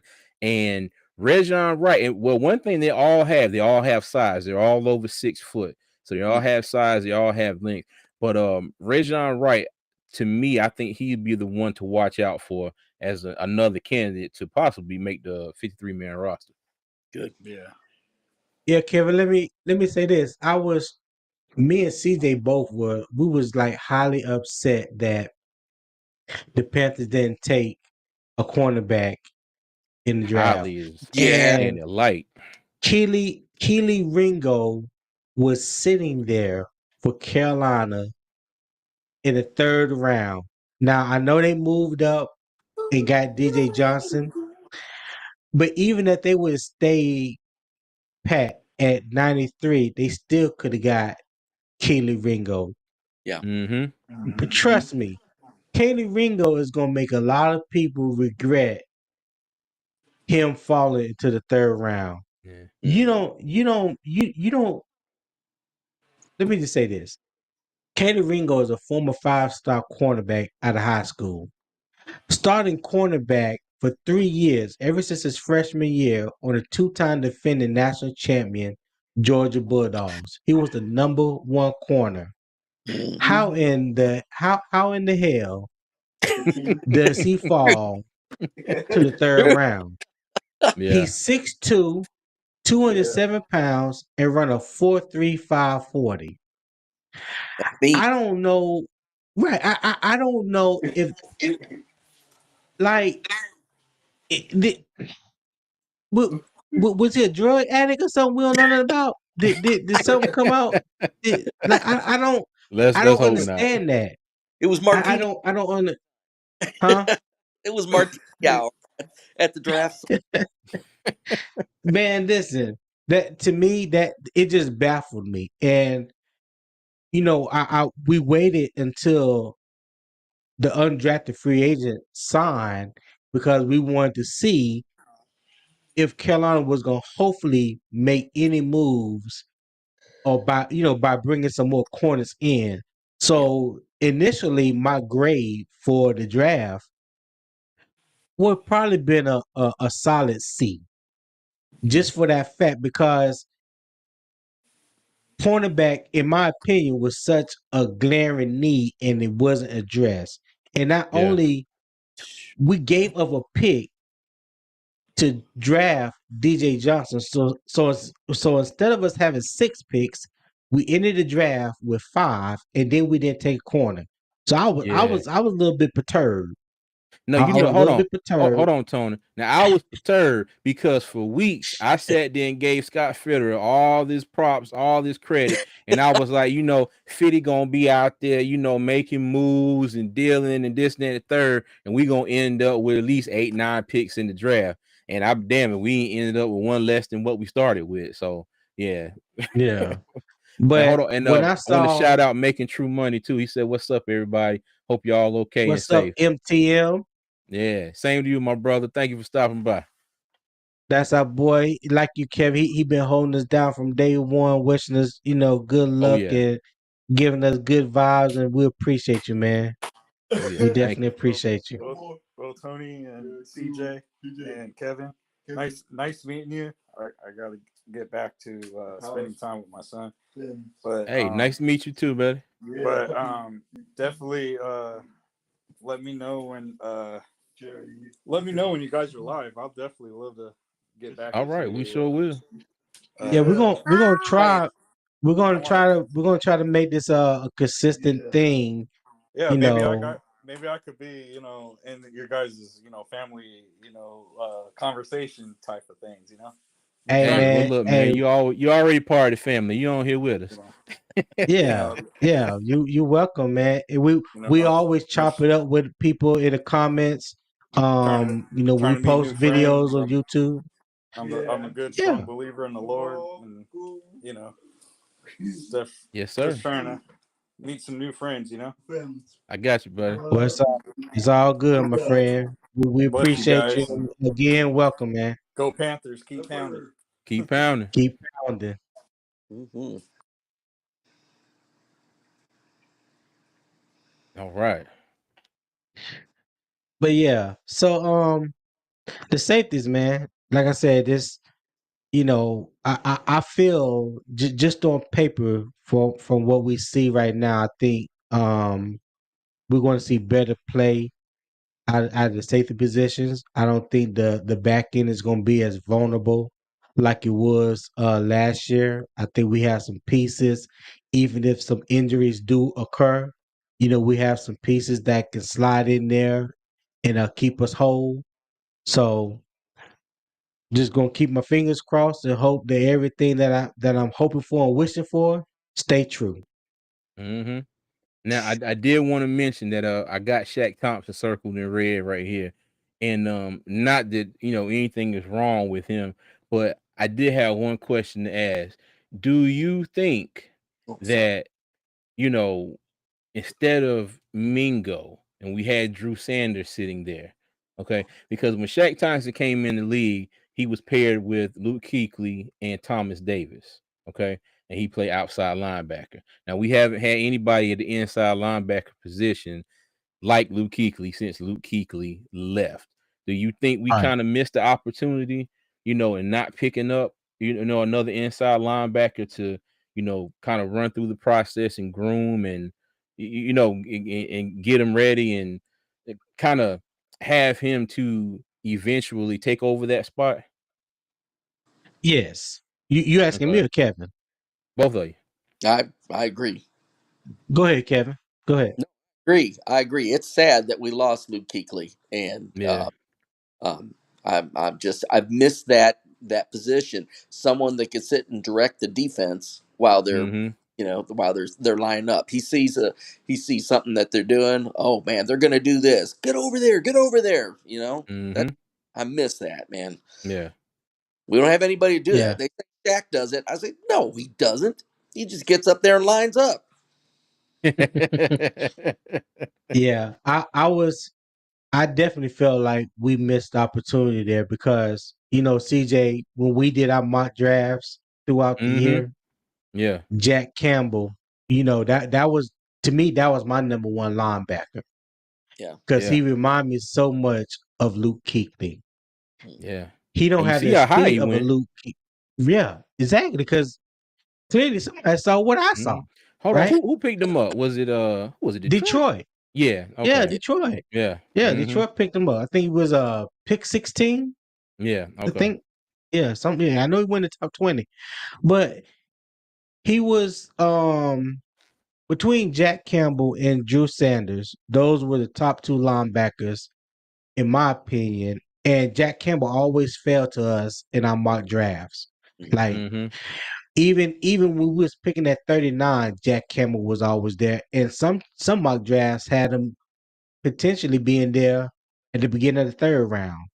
Now, in my opinion, I thought Jack Campbell was like Luke Kuechly, but just not as fast.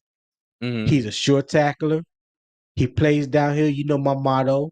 I need a linebacker that like to stick his nose in mama's kitchen to find out what's cooking. Yeah. I don't need nobody. I don't need nobody that want to stay back there on the outside trying No. to look in the window.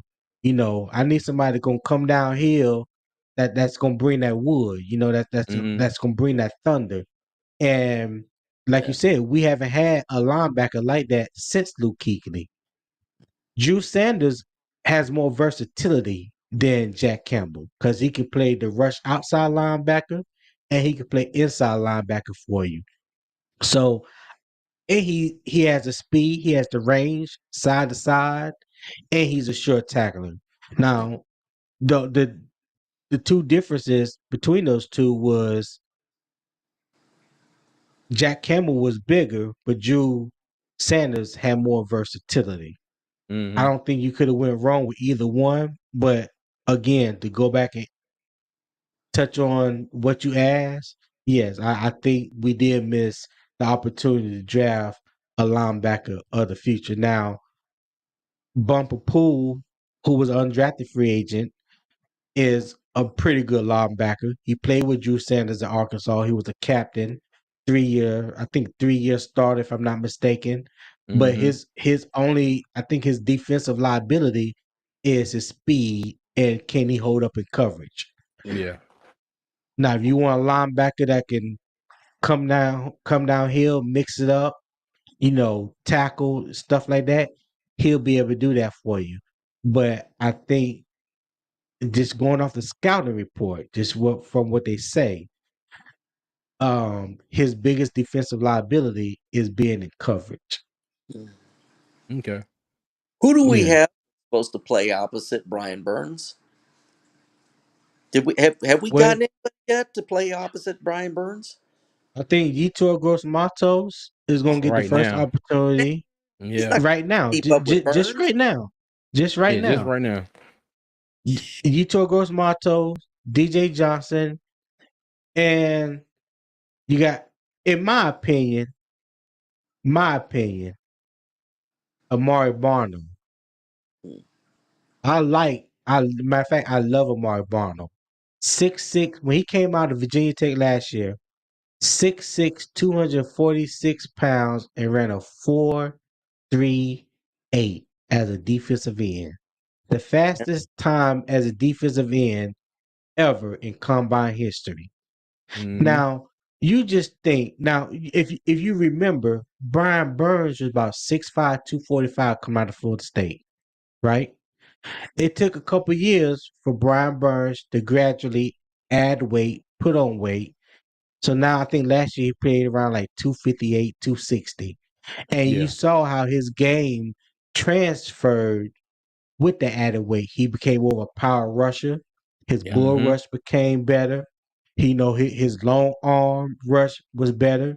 He didn't lose any speed. He didn't lose any quick twitch. So you didn't know whether he was going to try to run around you or run through you. You know, I'm hoping the same will happen with Amari Barno.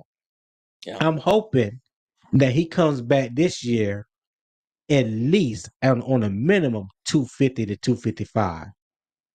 That'd be a good weight. Well, he stayed So in even if Bojangles he then. right, yeah. But that's good weight. That's like if you Uh-huh. look at Brian Burns, if you look at Brian Burns, you can't really tell Brian Burns done put on about 15 pounds since his rookie season. Yeah. Because it's all Yeah. solid. He has the frame to carry it. Yeah. He's But a he may kid. not look it, but you gonna feel it when he hit you with it. You know what I'm saying? You're not lying about that. You gonna feel it. Yeah. So that's what I'm hoping with Amari Barno because he got more speed than any of them defensive ends. Any of them. Okay. So I'm excited to see how he works out in this 3-4 defense. And real quick, Tony, Yeah. shout out. I hope I'm saying this right. We Ray, said respect the panel. Thank you for joining us. We appreciate you. Appreciate the comment. Yeah. I Yeah, okay, I know I'm probably. that's a tongue twister, so I'm gonna leave that alone. Yeah. I'm not even about to do that to myself. No Yeah, sir. appreciate you. Thank you for commenting. Appreciate you, we. Okay. All right. All And right. I wanted to go back real quick because one thing I did forget about and I want to mention. All right, so we What's got that? Hayden Hurst. You know, he's gonna be our tight end one. But this week, John Lilly in his press conference said that he thinks Tommy Tremble this 2023 season could be a stepping stone season for him. Okay. Now, like I said in Panther News yesterday, we all know what he can do as a blocker. You know, he's a decent blocker. And we've actually seen him, make some really good catches. PJ Walker hit him for a laser touchdown. I want to say I was against Tampa Bay in the first game, I think it Oh, was. yeah, that was a Yeah, beautiful pass. beautiful, Yeah. beautiful throw, beautiful catch, everything. So my question is, do you think that he's going to jump up and be that tight end too, or is it going to be more of a Hayden Hurst and then like a revolving door of him and Ian Thomas for that second tight end spot? Go ahead, Kevin. I think that putting enough people in there to light a fire under their feet is going to make them just do better. Yep, Yeah. that's motivation is Yeah. competition. Yeah. Yep. They didn't have any. They didn't have any competition last year. Well, I'm the only one here, so who cares? Yeah, Right. it was them too. And Yeah. and the crazy thing is, and Giovanni Ricci is fullback. But to be honest with you, he lined up sometimes at tight end spot. I told Tony this a bunch of Yeah. times. I think he had better hands than Trimble and Ian Thomas put together. But Yeah. he was our fullback. Right. But yeah. Um, I think Ian Thomas is going to be used primarily as a blocking tight end. Mm-hmm. I don't think Ian Thomas has progressed any over the time that he's been in Carolina when it comes to being a pass catching tight end. I don't think he was that type of tight end coming out when he was at Indiana. I think at the time the Panthers tried to make him or was hoping he can become more than what he was, and Yeah. it just wasn't there. So at some point in time, you have to be like, okay, you are who you are. All right. There you go. can you maximize the potential of who you are? And what is that greatest potential? And his greatest potential so far has been blocking. Now, I have gotten on him a few times last year on some blocks that he just looked like, which way do I go? Which way do I Yeah. go? Like Mm-hmm. that's how he was looking. And I'm like, dude, like you about to get somebody killed because you missed this block or your angle was set up wrong to potentially block this person. I.e., in that game against Arizona, and it wasn't J.J. Watt, it was the other defensive end for Arizona, and they were just killing them. And I'm like, he's doing it because Ian Thomas is setting the wrong angle in this blocking scheme. That's a topic for another day. I ain't gonna get all into that, but that's just a game that just stood out to me where I was just like, this dude is just really horrible, and I just hope that we replace him. But Yeah. overall, I think his potential is more of a blocking tight end. Tommy Tremble, if they can get him back into position that where he played when he was at Notre Dame, is like that H back position. Not the Mm-hmm. fullback, not necessarily tight end, but like that second a third offensive tackle. You know that movable piece that can come down the line of scrimmage and do a crash block on the defensive end or something like that. Because he has great blocking skills. Mm. He's nasty when it comes to blocking, and that's one of the reasons why they loved him coming out of Notre Dame because he didn't have a great production while he was at Notre Dame. But when it came to a blocking, oh yeah, he could block. And he had okay hands, not good hands, not great hands, but his hands were okay. And we saw that last year. Like Mm-hmm. you put the ball on him, and if it's not a contested catch, he was okay. But Yeah. now you got a safety or corner that's draped on him. 9 times out of 10, he ain't coming down with that ball. You know what I'm saying? But like you Yeah. mentioned, CJ, that pass that PJ Walker threw to him, Yeah. it was like a quarter. If PJ Walker rolled out, it was like a quarter concept. It was like a high low quarter concept.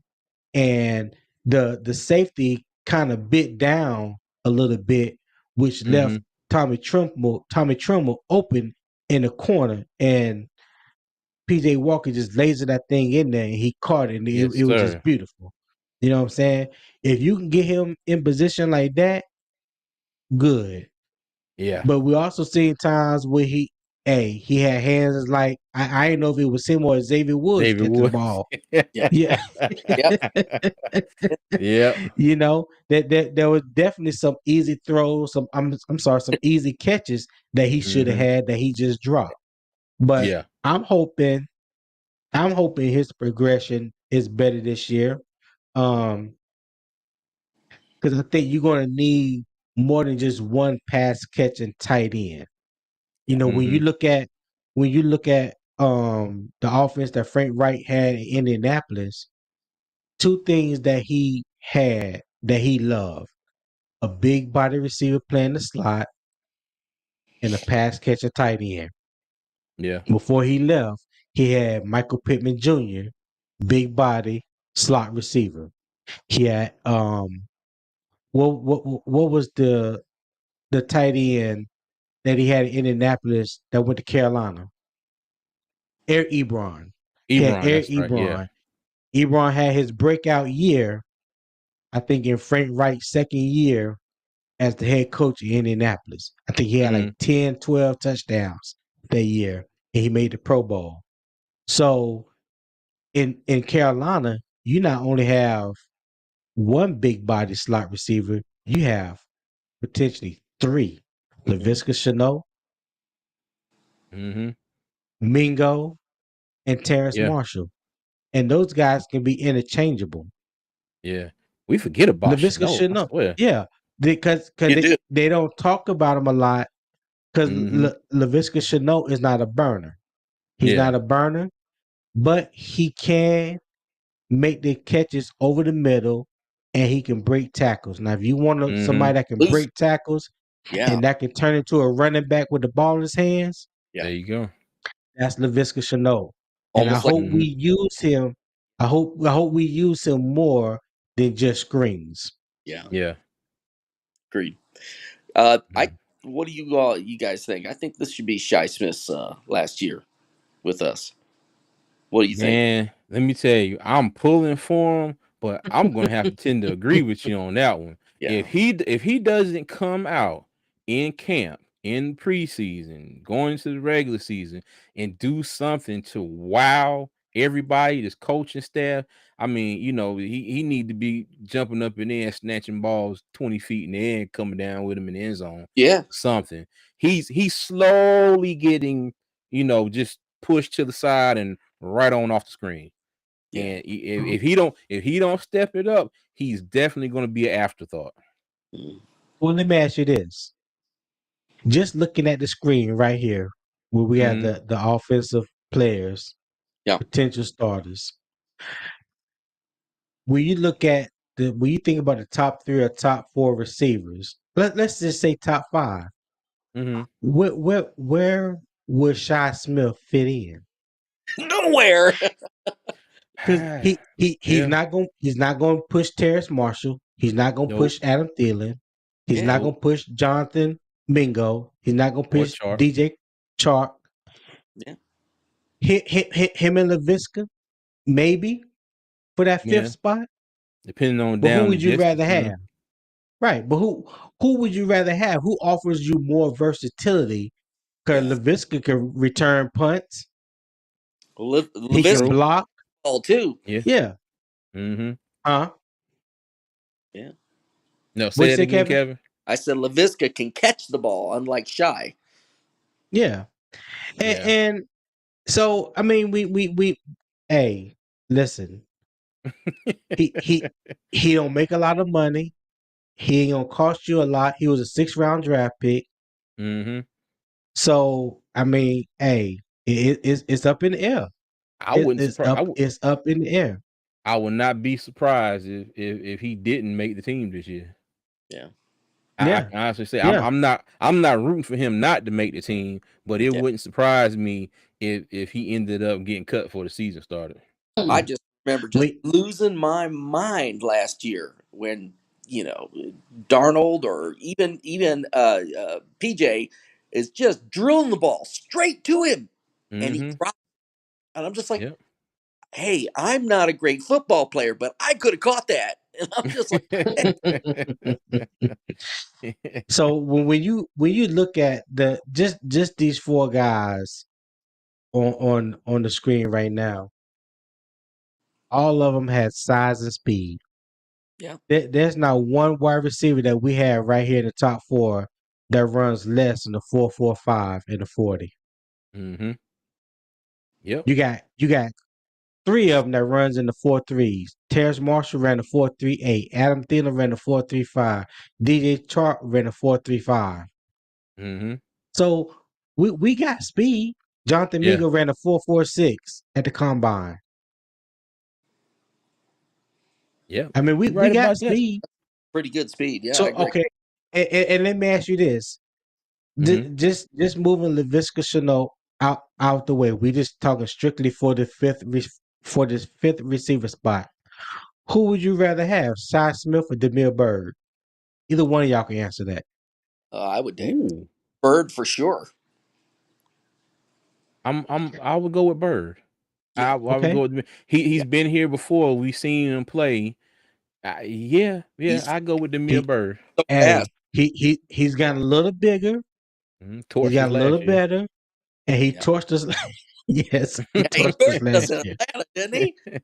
Yeah. Yeah, Now Uh-huh. you talking about speed. The Bill Bird came out of college running 4.28. Mhm.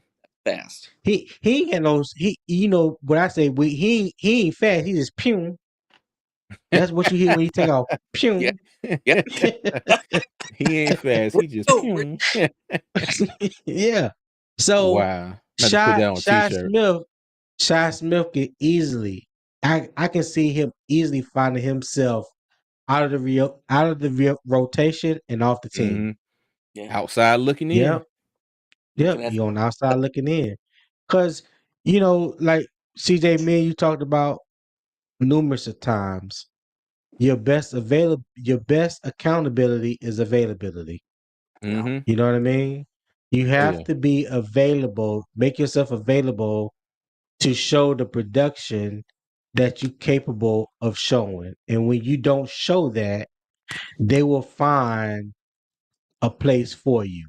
And it ain't on the 53-man roster. Yep. About Mm-hmm. that. Yeah. Yeah. Oh yeah. I was gonna Yes, ask sir. you guys thought about Bird. I think Bird is a good player. I don't know why they keep pushing him around from one team to another. I thought I when he was first on the Panthers, I was like, oh man, I love this guy. And then they got rid of him. Well, that might have been due to Matt Rule or whatever. I don't know.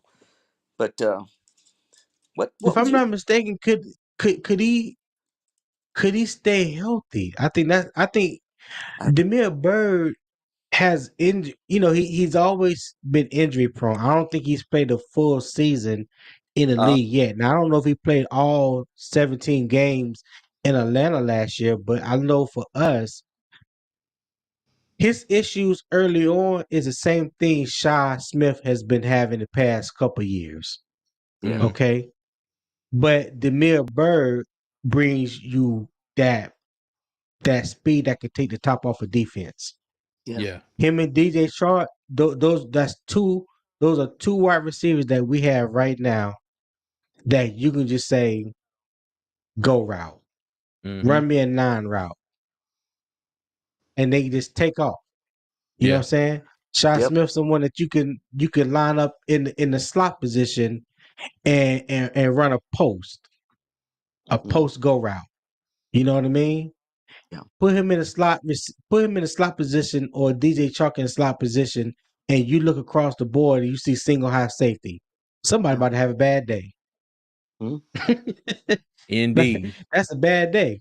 That's a bad day. So, like I said, he brings a different element to the game that Shy Smith don't give that Mm-hmm. Shy Smith don't give you, and it Yeah. yeah, doesn't do you any good when on top of that you can't stay healthy. mm, Yeah. You Yeah. can't you We can't stay on the field. we definitely got options. That's for sure. Yeah. We Yeah, and, definitely and, and got I'm options. glad. I am so glad that creating a we are creating competition for yeah, Mm-hmm. camp this year. Yeah. mm, There's going to be competition at each position. Each Oh yeah. position. Like I said, after the draft, I didn't know what we were going to do with the cornerback position, but then I saw undrafted free agents that we brought in. I'm like, okay, okay, Mm-hmm. I like it. I don't care where they came from. I'm just glad that they're there. yeah. Hey, Me too. there you go. There you go. They come in and Yeah. do their thing. It's a win-win. Well, Yeah, one question before CJ move on. Let me ask you this: Do you think having um D'Angelo Hall as a secondary coach will help these corners? Absolutely. Kevin, what you think? yeah, man. Absolutely. I mean, Okay. he's a vet. He was in the game and he was no slouch when he played. You feel what I'm saying? Right. So I think he has Yeah, a lot of experience that he can pass on to them, a lot of knowledge, especially for the rookies. And we got Right. those three undrafted free agents. So if any of them make the team, he's just a well of experience that they can go to, lean on, and they got questions. I'm sure he can answer them. But yeah, I think it'll be good for all of them because JC Horn, people forget. I mean, this is only his third year. You know, it's yeah, not like Dante Jackson is in his 10th league in the year. You know what I mean? So Right. he's relatively young. So I think that he can, give his knowledge and his experience to the all the cornerbacks. I think they can all benefit from him. Right. Right. I agree. I agree with that 100%. Hmm. I love this coaching staff. This on paper, I think this is probably the best coaching staff that we have had Yes. ever in Carolina. Yeah. Yes. All around. I'm just Oh, talking Mm-hmm. right. about all around. And Yeah. I love the infusion of former players that's being coaches now. I Yeah. Mm-hmm. like Josh McCown. His first time being a coach in the league, Yep. quarterbacks coach. D'Angelo Hall, we all know he was with NFL Network, decided to come into coaching. Defensive back. Sean Jefferson, former Mm-hmm. wide receiver coach, has a son that plays for the Los Angeles Rams, Van Mm-hmm. Jefferson. So I mean, guys that play the game, that understand the game, and that can share their knowledge and little nuances and things like that you wouldn't typically like. It's different. Me coaching defensive backs as opposed to D'Angelo Hall being a defensive back coach. Yeah. I Because can't he. give I can't give the cornerbacks the same things that D'Angelo Hall could give them. You see Yeah. what I'm saying?